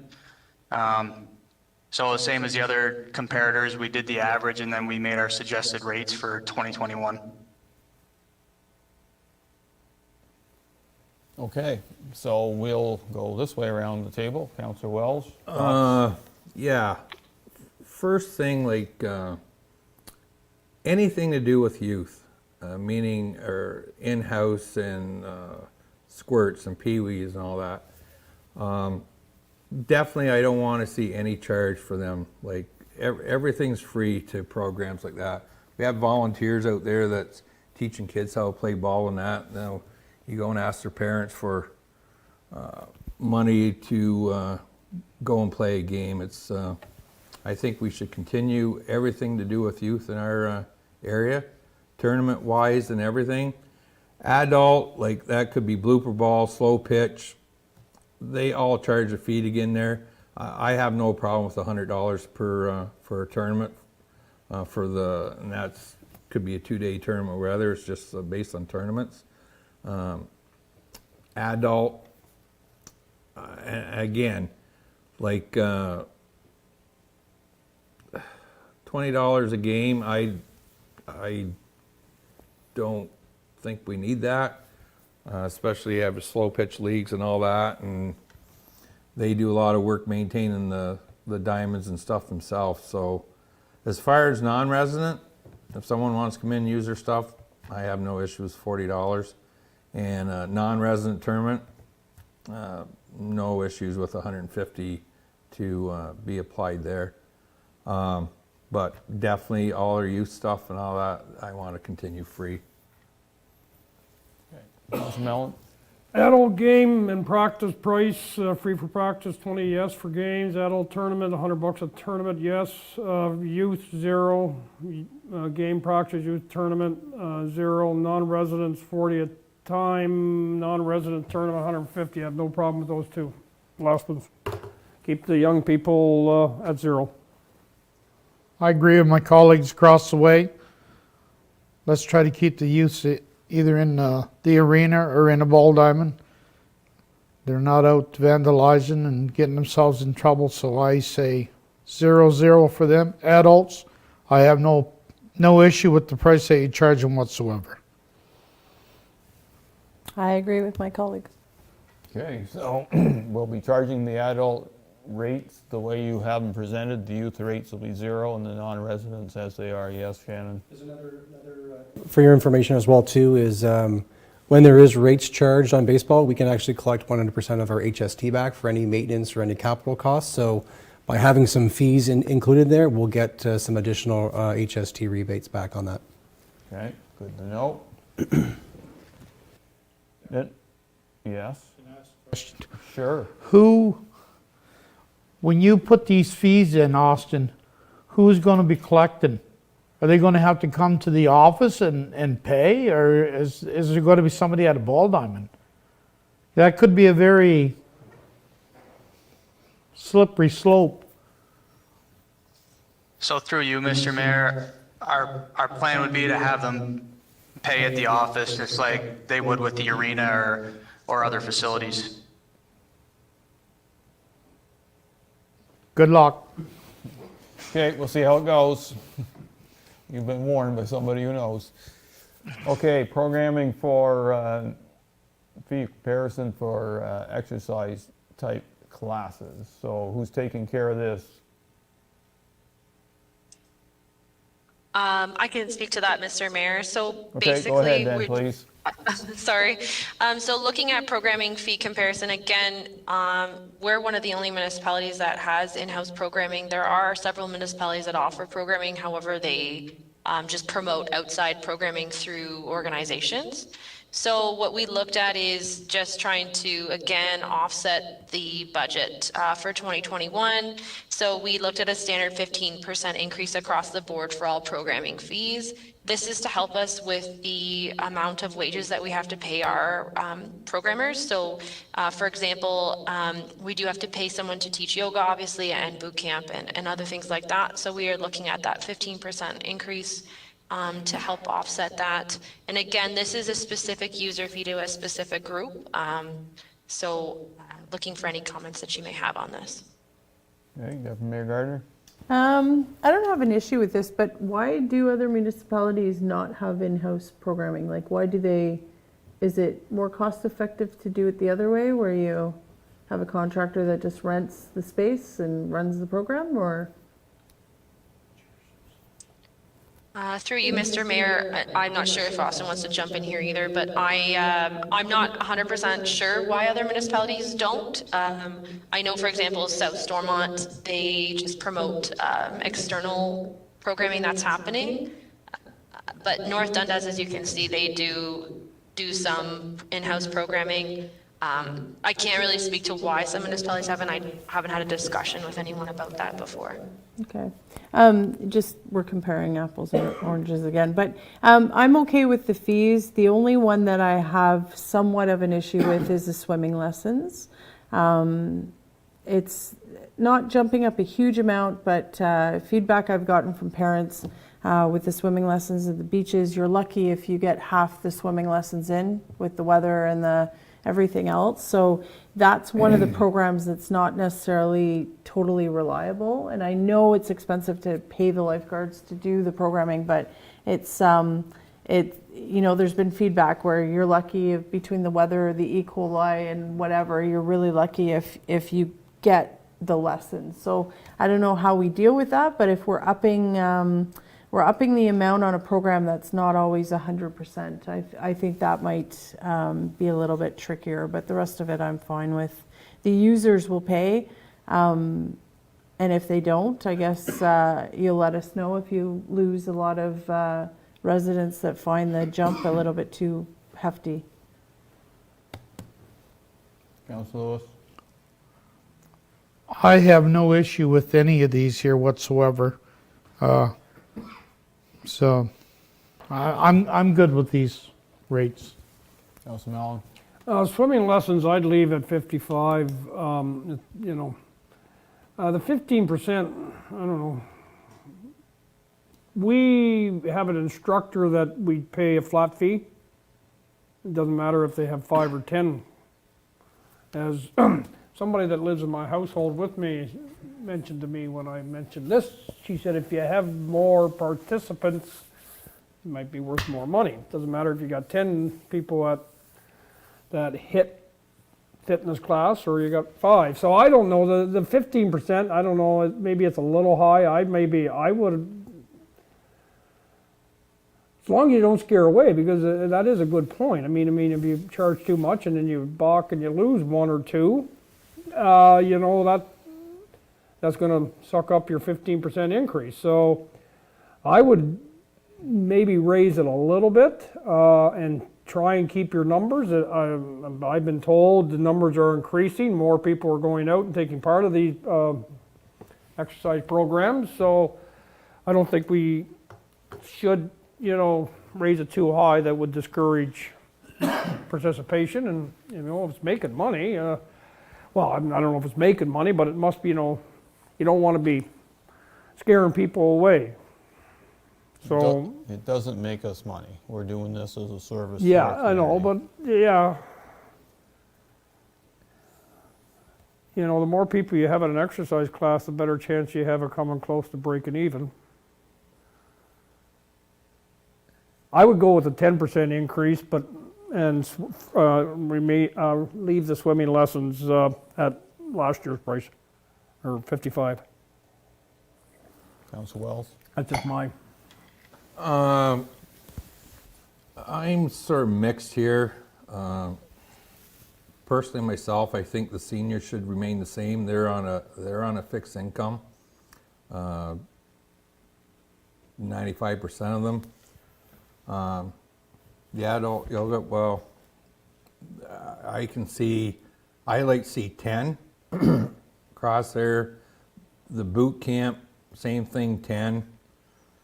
10. The youth, I would like to see that just remain the same at 100 because that's young families that a lot of them would like to do it, and just going up $15 is, I think, even though it's not that much, it's a lot to some families that have 2 or 3 kids in it. Swimming lessons stay the same. Adult, I can see the increase of 10%. You want to go on that, I think it's well worth it. So that would be my take on it, Mayor. Okay. Kind of agree with the 10% rate increase. I think it's more fair. Though I've been told that people will pay whatever it is if they really want to do it. Swimming lessons, I would leave it where it is. I want to encourage swimming lessons in South Dundas, and I agree with Councillor Wells on the Haycondo youth, leave it at 100. I do have a question though. Is there any, what is the reason senior yoga is discounted as far as it's discounted today? So through you, Mr. Mayor, I believe a decision was made that seniors would pay us a special seniors rate for seniors yoga.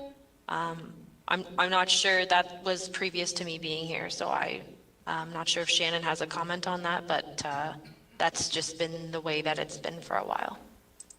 The way it's been for a while. Yeah, I think there's some Infamous discussion. words. There's some discussion with the last council, I think, at budget time to provide some sort of a subsidy for seniors or something. Okay, so I'll make my comments, and this is totally no disrespect to seniors out there. I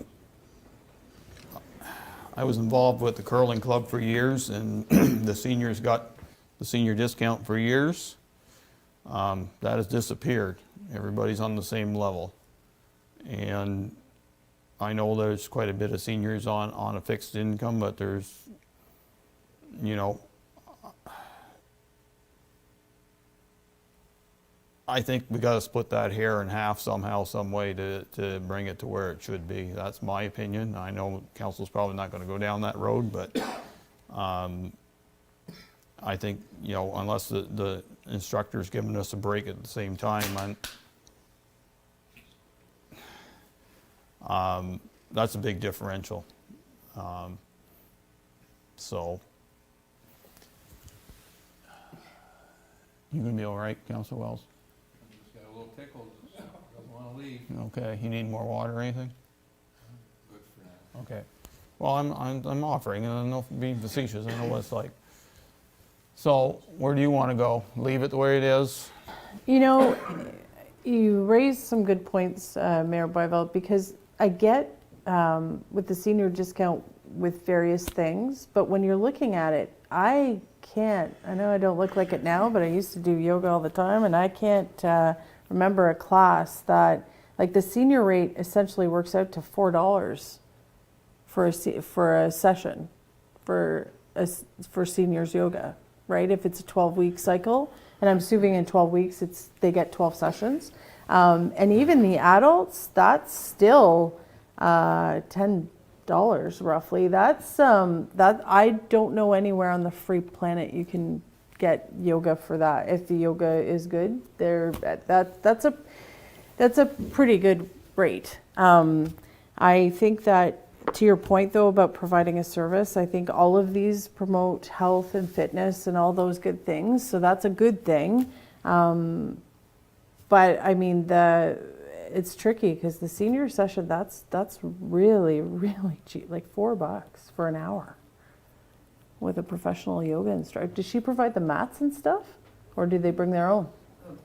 Okay, because, you know, that's the last one I went to, I think, was 2022. Yeah. Well, I like the private session, but anyway. Yeah, so that's, yeah. I mean, I'm not saying we should by any means rip off our residents. We want them to participate, and you would think the more the merrier. I don't know. Are these sessions capped? Like, is there a cap? Can they only have so many amount of people in the session? So through you, Mr. Mayor, right now there's a cap due to COVID, but normally I believe the cap is pretty high. We Okay. look to probably have 20, 25 people. Yeah, I was thinking outside of the COVID box. So, I mean, to your point, I don't know. I so value our seniors in our community, but that's pretty cheap. Okay. So we'll just concentrate on the senior thing. I'm happy with where it is. I am a senior, and I'm not going to do yoga even at $4. Okay, fair enough. I still like the 10% increase across the board, except for swimming lessons, and have a 0 increase, same as same as what it was. Okay. Councilor Wells. I'm the same as the original. Okay, fair enough. I thought I had to mention it. So 10% across the board except for Take On No Youth, which will remain at 100, and swimming lesson at 55. That's it for that session. Thank you. Next one is standard operation procedures for COVID-19, environmental services, water, wastewater, and transportation. Who's heading this one?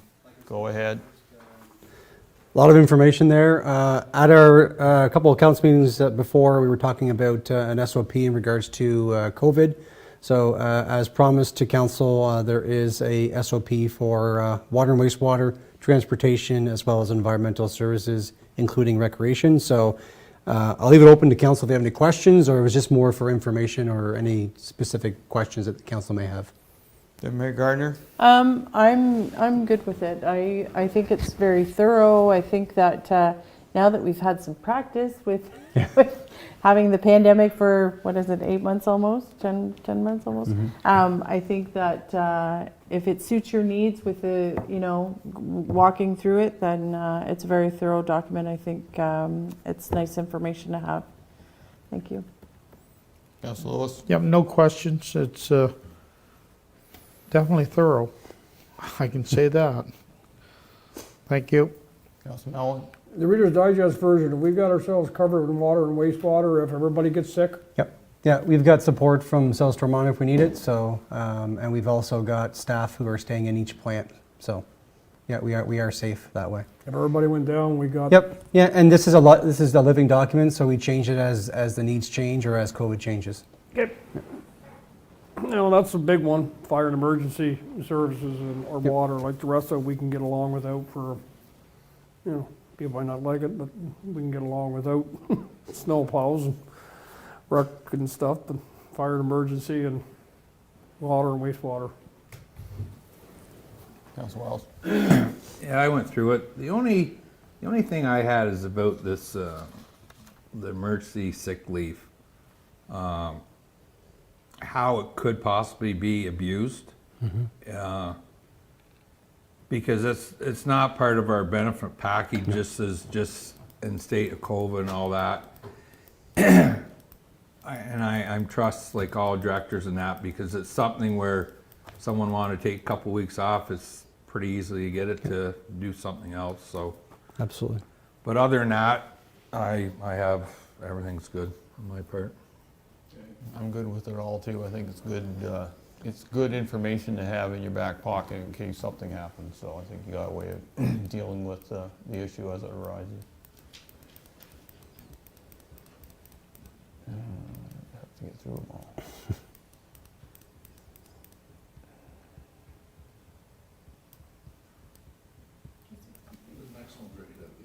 I just keep on going down. Oh, there it is. T62. Okay. Good old issue from the past that never seems to go away. Correct. Who wants to comment from staff first, and then we as council will see how we go on this. So Dennis is on as well too. So between Dennis and I, if you have any questions. So we've been working as directed by council back in 2019, working with the owners of the car wash and the motel to deal with the current Benson property issue with the sewer line that's going across the property. As council directed staff at that time was to work with the owners to provide direction and stuff to the contractors to get the work done at their cost. Now they've gone and got pricing and feel at this time that it's no longer their issue, that it's the municipality's issue, and is looking for some direction we're looking for some direction on council how you want to proceed.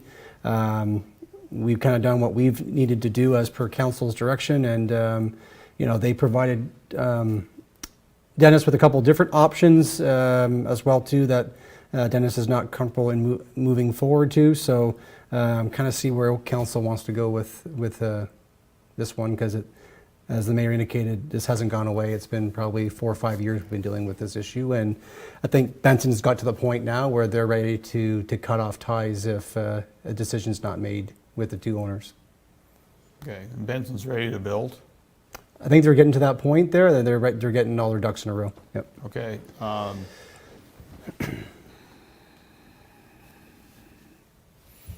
What's his name? Supervisor guy. Dennis? Dennis, sorry. Brain fart. Dennis, any comments on your point of view on this issue? Not really. I just feel that some of their options that they're giving are not really doable. Like one they wanted to do was come back towards the run their water line towards in with the sewer line, and then come back down to down Augusta Street towards the water plant. And that kind of concerns me because they're going to be digging on top of the fiber optic for the water line, along with the raw and the main water transmission line leaving. So I do have concerns with that. I do feel that the lamplighter should have its own designated water line. They shouldn't be sharing, just because they have multiple users inside the apartment or inside the hotel, so they do need to have their own water line. Okay.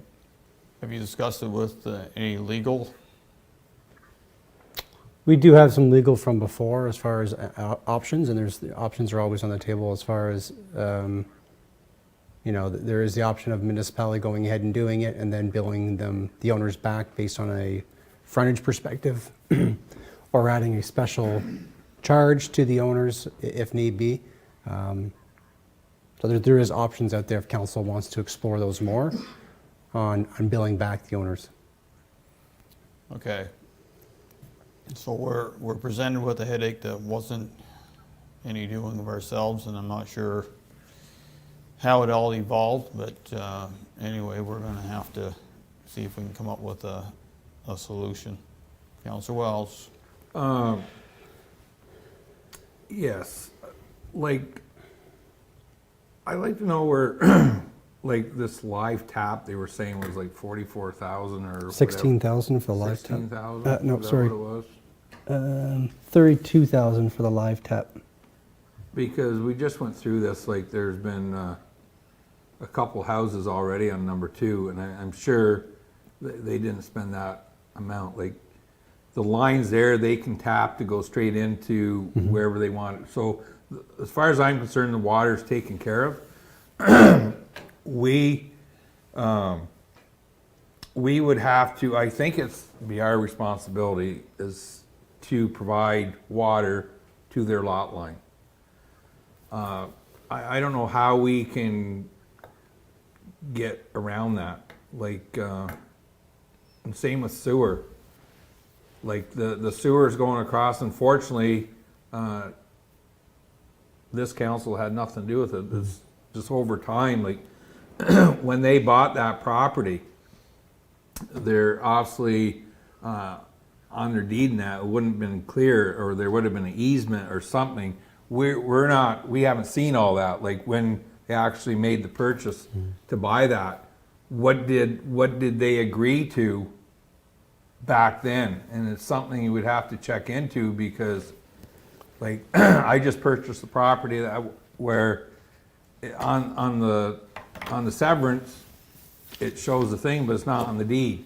So in order for me, either I signed off to buy it at my cost down the road. So this is something, the motel guy's been there, the family's been there 30 years. So I would like to see their purchase agreement back then, if there was any easements or title certs and all that stuff, they could have agreed to something back then, and that we don't have the information to see.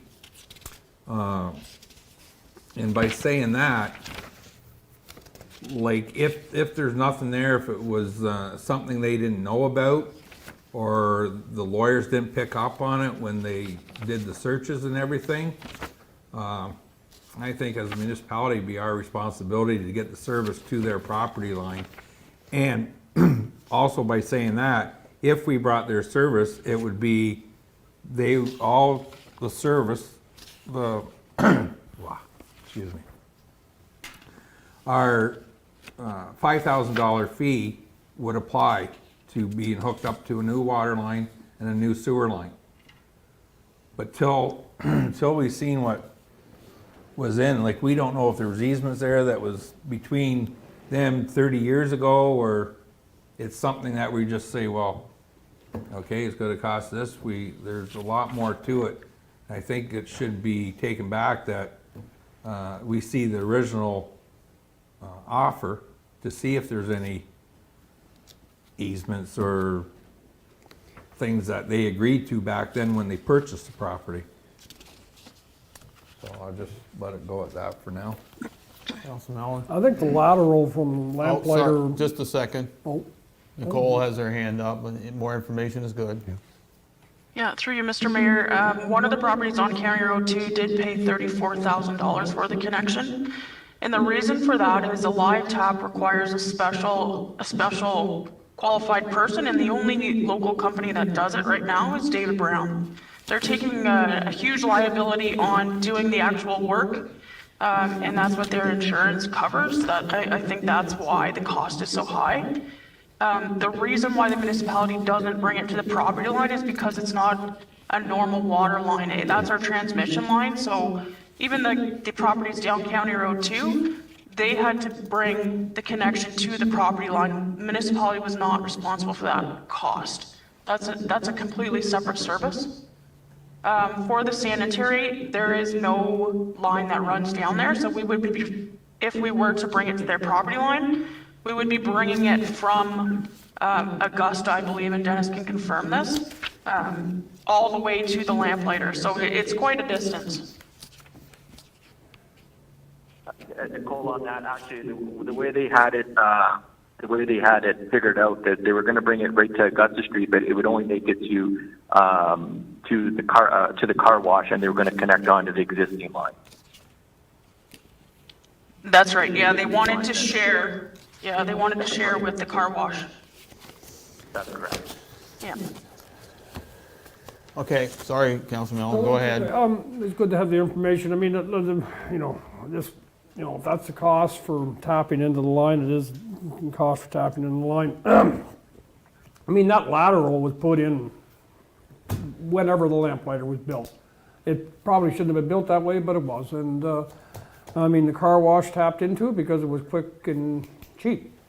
So the bottom line is it wasn't done right, but now we're in a position like, if push comes to shove, Benson can dig it up and they have no water and sewer.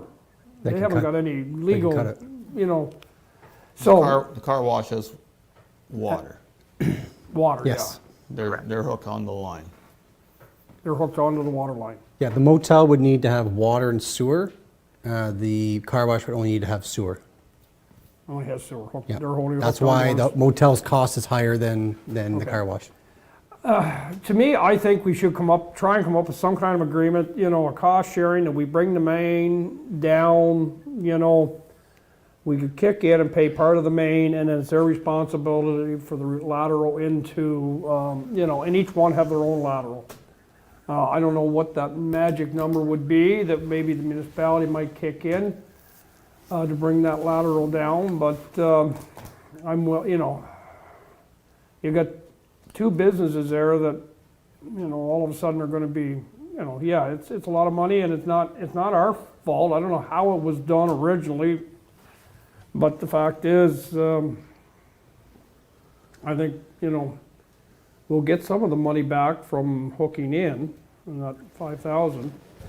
So I would entertain us paying part of the cost to bring the main down along number 2. We'd have to get an easement from, I guess, the counties for that. I mean, that was talked about before, but pay part of that cost and have the lamplighter and the car wash and Benson pick up part of the other cost, the remainder cost, like prorated, however you want to look at it.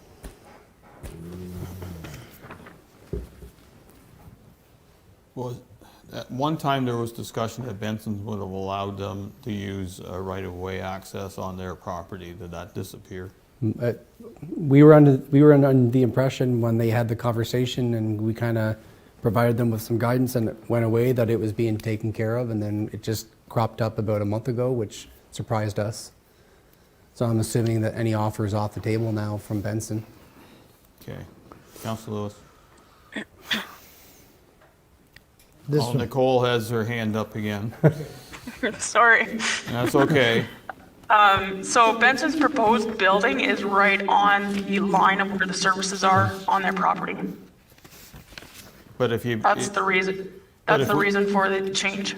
Okay, and fair enough, I agree with that, but if they gave us an easement if they gave them an easement on the inside of their property line just north of Highway 2, that would get us out of the ditch with all the fiber optics and all the other good stuff that's down there, and would probably be a more economical operation to put in. Because my impression was you can still feed from Augusta and just come along there and deal with it. Yeah, I think Benson is concerned that the current location of the services is it's quite far off the road, so it's not along the property line. It's pretty set back. I think Shannon might have a sketch on where the location is, but. Well, yeah, the sewer line runs kitty corner through the car wash to the lamplighter. The water line that feeds the lamplighter is on the north end of the property. Going laterally and then comes back into the lamplighter. That's how it works, so. Okay, Councilor Lewis, sorry. At one time, I thought we had this one solved too. Here it's back. I kind of somewhat agree with Councillor Mallon. Maybe we can pay a percentage. I'm not saying a big percentage. 140,000, that's a big number. But if one had already paid 32,000 for a tap in water, why can't the other one pay? And like Councillor Walsh says, we don't know what the original agreement was whenever the lamplighter was put there, whenever the guy bought it or whatever. I don't know, this is a bit of a nightmare. It's too bad that we couldn't work a deal out with Benson. I thought we did at one time, or I thought there was a deal made out, but it's kind of come back and disappeared.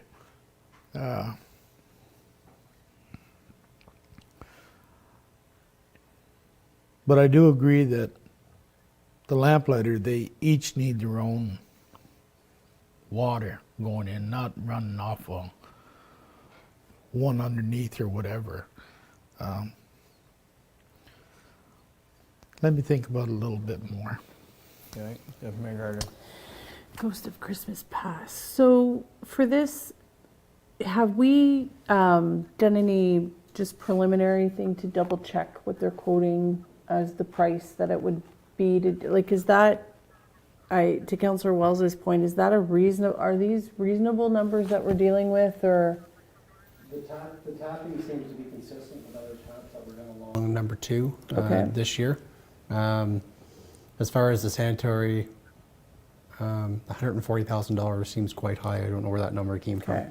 Because at the end of the day, to even come up with some sort of proposed solution, we kind of need better numbers to work with. I mean, if it's higher for some reason or lower or whatever the case may be, in my mind, to problem solve this, I'd need more firmer numbers to kind of bat it around a little bit. I mean, it's so hard because, 30 years, you can't jump in. I don't even know if they had title insurance 30 years ago, did they? Like, probably not, right? So, If I can, back in 2018, when we did just an exercise with EVB, they did give us a Class D estimate on what it would cost to run it. Okay. $120,000. So it is pretty, Yeah. it is pretty accurate. Yep. Okay. Yep.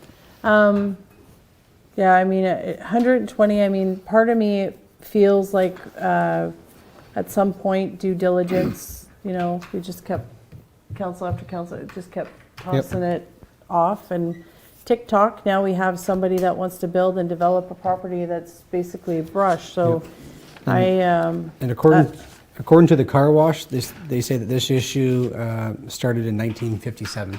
Wow. We also, so I'll just interject, sorry. That could have been all one big property, Absolutely. right? And then somebody then- split the Yep. lines and nobody figured out That's that what we they think should have would done happen. more work That makes when they sense. just split Yeah, the line. that's what we think happened. It was one parcel, and then it just got subdivided, and Yeah, because probably whoever bought the property and put the lamplighter where it was had ideas of what they were going to do with the other piece, Correct. and it really didn't matter. Yep. And then all of a sudden, well, the ideas aren't going to evolve. Let's sell this piece. Well, he sold. Yep. I think probably sold the whole thing off, and then that person said, "Well, being Yep. Yep. not You're my right. problem anymore." You're right. Yeah, And nobody said anything during the severance process. I don't know what the answer is. I really don't. I think it's gonna, I think, to be honest with you, if we don't go down the road of just too bad, so sad, there's gonna be some creative problem solving that will probably have to happen. Oh, yeah. Usually judges do Mayor, that for us. Dennis, may I speak to something here? Yeah. Yeah, I don't think there's an issue with the sewer line on the, I think both, speaking with Fred and Diamond, I don't think there's an issue of the sewer line going to Augusta Street and paying that. The issue is the water line.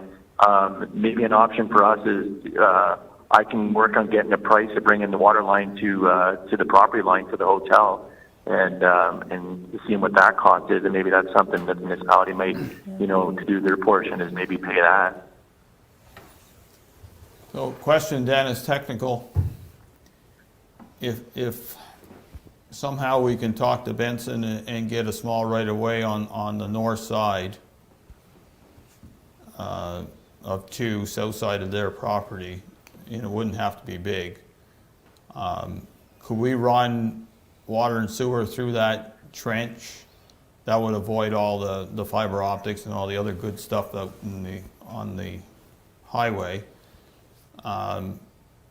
Run from Augusta to, well, we'll have to go to the lamplighter property line and then go from there. And I'm not saying we're paying for it, I'm just saying, is that an option?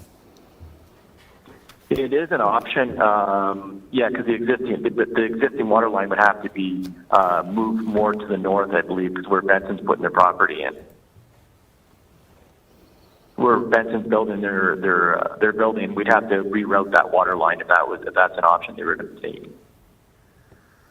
Yeah, we have to reroute the back one, I understand that, but if we did a new water line on the front end, not on Highway 2, but on their property with an easement, of course, run the sewer line in the same trench, and then get at the lamplighter property line, say and come up with some sort of cost sharing agreement, because who's going to pay for this?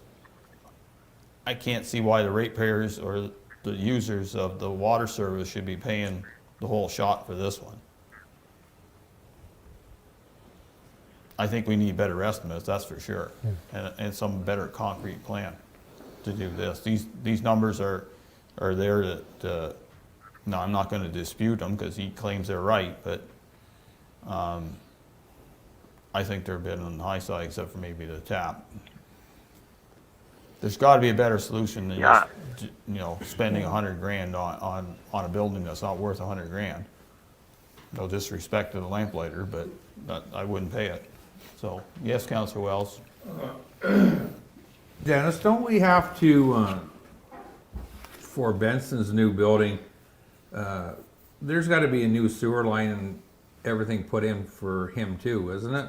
Or is he going to be allowed to hook into the sewer line coming from the water plant? No, so how it was supposed to originally, how it was supposed to go was Benson was going to use the water line that the Lamplighter is on right now, because that service wouldn't be used anymore once this gets rerouted. So I'd have Benson hook onto that, use that water line that the Lamplighter is using, and the sewer line. Once the new sewer line was ran out front, the sewer main was ran out front along Highway 2. That's where Benson would hook onto. So it'd be safe to say then, like, you guys or someone should have a talk with Benson, like the mayor said, to get the easement, because they got to tie into the sewer anyways. And as far as the water line, well, if they want to hook up to the old water line that's there, I guess it's coming over from the water treatment plant. So I think that'd be our best bet. Like the mayor said, these numbers, and I agree with these numbers, are if you had some local contractors price it or whatever. Even with the tap, like that seems high for a live tap. Like I know you said David Brown does it. Actually, David Brown hires a company in to do it. Willis Kerr, actually, they do their own live taps. They were the only ones that, when we had that break that time, were capable of fixing that type of thing. But I think if we talk them again, and definitely need to see all the paperwork that went on with the purchase of these properties, and even with Benson's, like when he brought if everyone did their due diligence as lawyers to do all this thing, and going, Deputy Mayor said about, I don't know if there was title insurance back then. I'm sure there was, and if it is, that's something that they might look into it, where okay, they bought the title insurance and here's the problem now. Well, the insurance companies end up paying the shot. It's not up to us. So there's a lot of ins and outs here to this one. So that's enough for me for. Okay, Councilor Mellon. We got a letter here in front of us from Diamond. I think we need to have better information from staff. Get Dennis to come back with, after he talks to Benson, and see if we can come up with something. Councilor Lewis. Yeah, I agree. These numbers are a little, I don't know, they seem a little bit high. I agree. Let's see if staff can get some information from Benson, or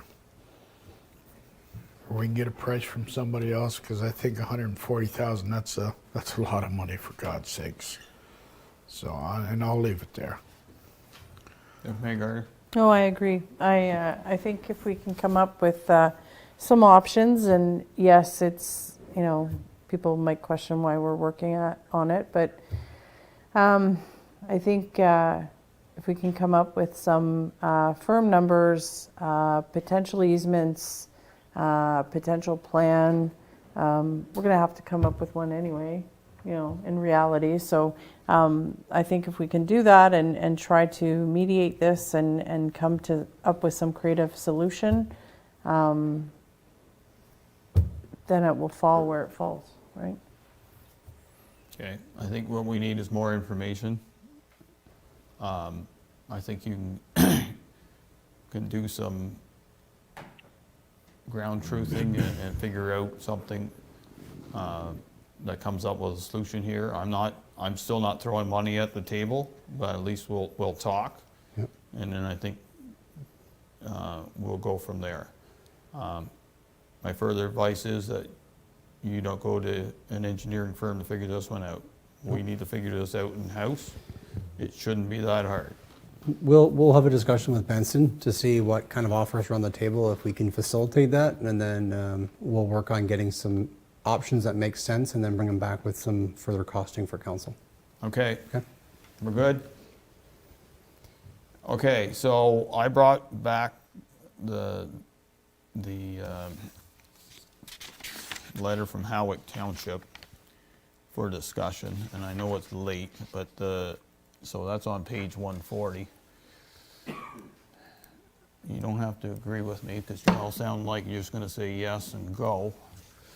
So what they proposed is that right now, municipality gets tile drainage maps from contractors who go through the loan program as records. And they're suggesting that all tile drainage maps be available to municipalities, because it'll give us an idea where the tiles run into drains, municipal drains, and if there's drainage connections into drains that weren't on the original report, and how we can deal with them and stuff like that. I think it's good information to have for whoever the drainage superintendent is in South Dundas, because then they can go back, and if we want, we can charge property owners back, but for those who don't have them. But I know they're invaluable pieces of equipment if you ever want to do some drainage work on your farm. But from a drainage point of view, I think it gives us the tools we need to deal with drainage assessments if they come by.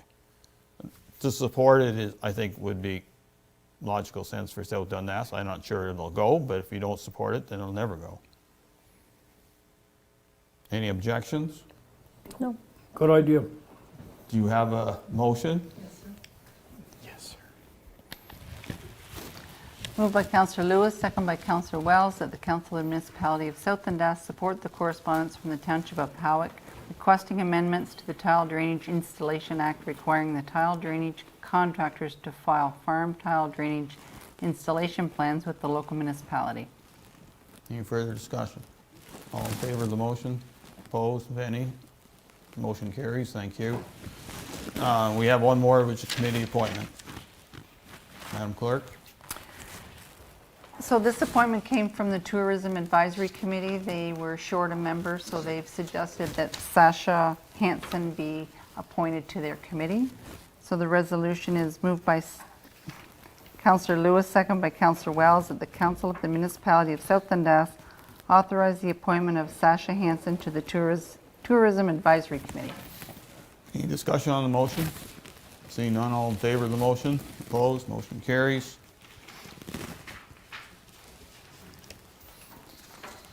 Any notices of motion this evening? No, sir. Ratification bylaw, please. Moved by Councillor Mellon, second by Deputy Mayor Gardner, that bylaw number 2020-114, being a bylaw to adopt, confirm, and ratify matters dealt with by resolution, be read and passed in open council, signed and sealed. All your motion, those in favor? Opposed, motion carries. Before I read the last motion, I'd like to thank council for their due diligence tonight. It's been a long night. Thank all staff for their participation. I'd also like to thank the audience for watching Democracy in Action in South Dundas. Adjournment motion, please. Moved by Deputy Mayor Gardner, second by Councillor Mellon, that council now adjourn to meet again at the call of the chair. For a motion, those in favor? Opposed?